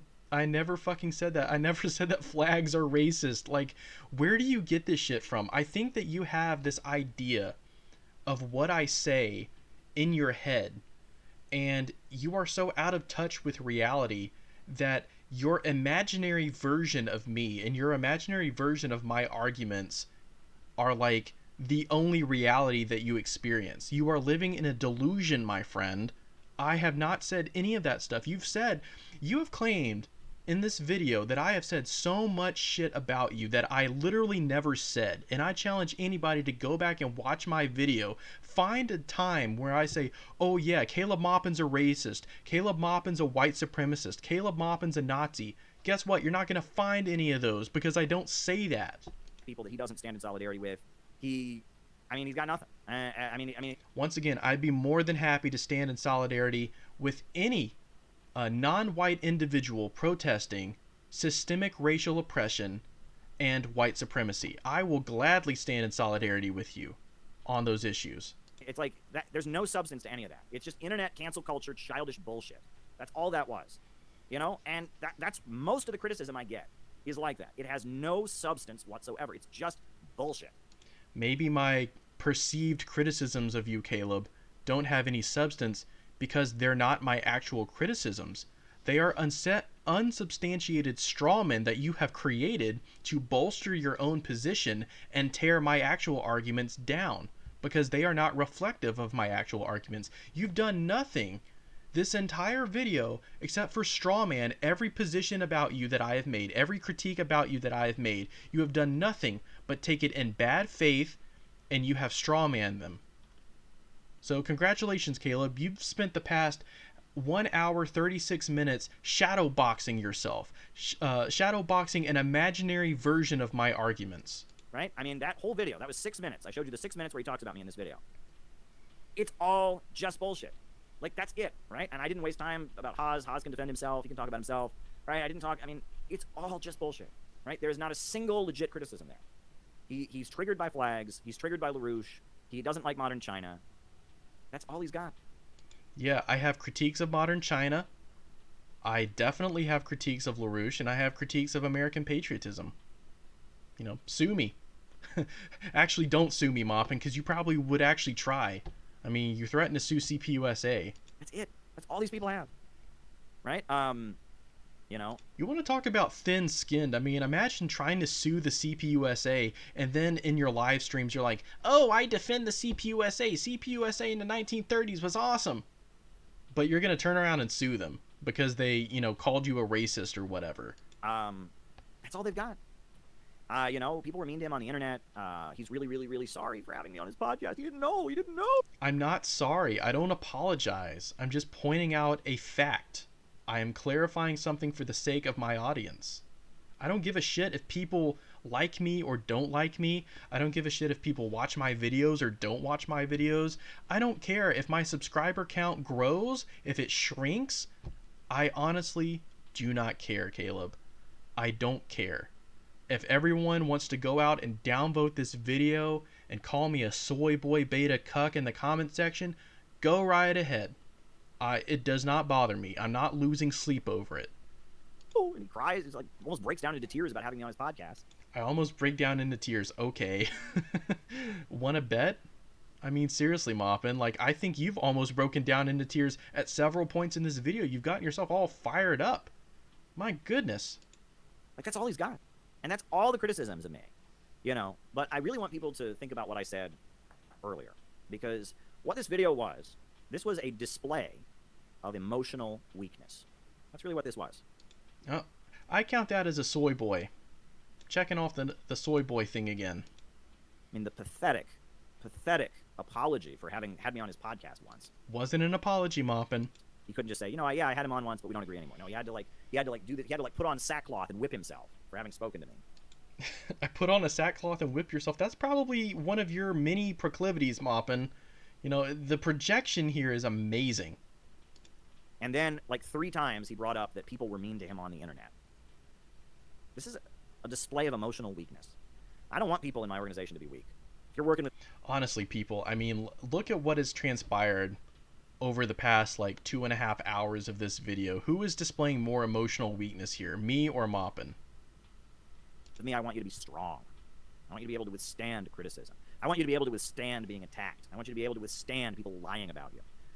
You know, folks, before I end my opening remarks for tonight and we get to the roll call, because we're heading towards 2 hours here. This has been a long opening remarks because it got me talking, right? And that's why it's good to do these kind of things, right? It gives me something to talk about, right?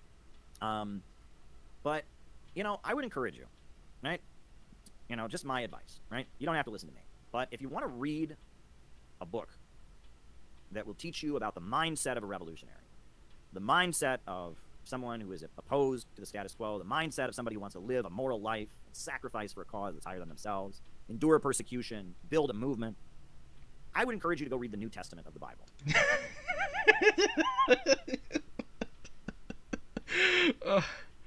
Oh my god. Oh my god, you heard it here first, folks. Jesus was a Marxist. Jesus who said, "Slaves, obey your master, for yours is the kingdom of heaven." He's a Marxist. You know, Jesus, the guy who said, "Render unto Caesar that which is Caesar." You know, he's a Marxist. You know, I think I'll leave it at there, folks. That was a shameful display from Caleb Maupin. You know, I can't say that I didn't predict it would be like that, but it doesn't make it any more entertaining.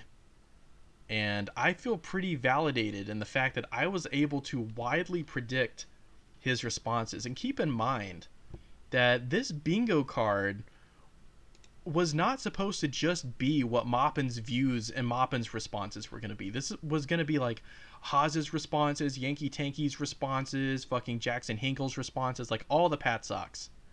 So this wasn't just catered to Caleb Maupin alone. But I mean, let's look at what we have so far. We have 2 tallies for calling me a Fed or CIA or some government agent. We have 5 tallies for Soy Boy. You know, he called me weak. He called me trembling, fragile. I consider that synonymous with the Soy Boy insult. So, you know, I have 5 tallies for that. 4 tallies for calling me a bread tube liberal. 5 tallies for making fun of my viewer count or my subscriber count. He didn't call me a Malthusian degrowther. That was the one thing I was very surprised with. He did talk about Malthusianism, but I think I hit the nail too close on the head in my video, and he kind of knew that if he called me a Malthusian degrowther, it would be playing into the stereotype. So, he did not call me a Malthusian degrowther. That was something I was really surprised about. He didn't call me a City of London imperialist. He didn't make fun of my body. You know, that's an insult I think is going to come from Haas. He didn't call me a jungle trot. Now, he did come very, very close to the whole jungle trot insult because he said that the Filipino Revolution occupied 2 stupid little islands. So I think that teetered like dangerously close to that. 3 times he basically said, "Oh, I was chasing cloud. I was riding on his coattails." You know, he's very arrogant. He's a very arrogant person. Like 8 times he called me an ultra. He called me an ultra-Maoist, a neo-Maoist. Like, what the fuck is a neo-Maoist, Caleb? Maybe you can explain that to me. What is a neo-Maoist? 3 times he called me a LARPer. He didn't challenge me to a debate. He didn't make fun of my avatar. I was surprised by that. And he didn't call on his audience to ratio me. But once again, I think the whole ratio thing is something that Haas does more than Maupin. But all of that is to say, what a absolutely shameful and predictable display from Caleb Maupin. I hope that you got some kind of enjoyment out of watching this and seeing my reaction to it. I mean, I certainly did. But all of that is to say, you know, honestly, I'm not looking to start a back and forth exchange with Maupin. The only reason I addressed his video at all was just to show people that I predicted his responses well ahead of time with surprising accuracy and surprising clarity. So, thank you very much, Maupin, for proving my point that you are just a basic bitch who I am able to anticipate your responses well in advance. So thank you for proving my point to everybody. You know, if you see this video and you have another 2-hour long Burger King meltdown, I'll be sure to check it out, but I'm not sure if I will even do you the courtesy of responding to it, because honestly, based on off of what I've seen today, you have nothing to offer me.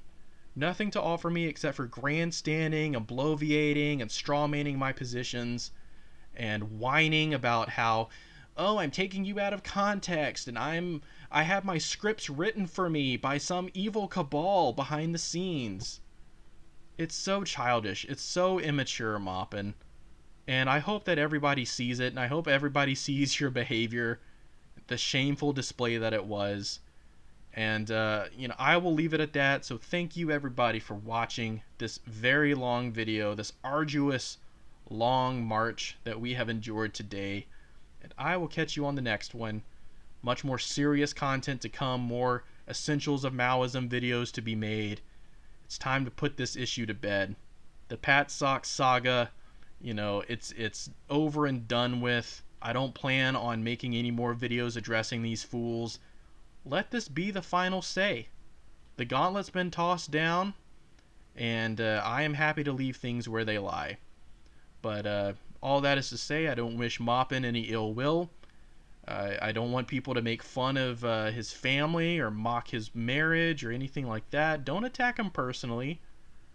Don't attack Haas personally. Don't attack any of them personally. Honestly, they are not worth your time. I wish them no ill will.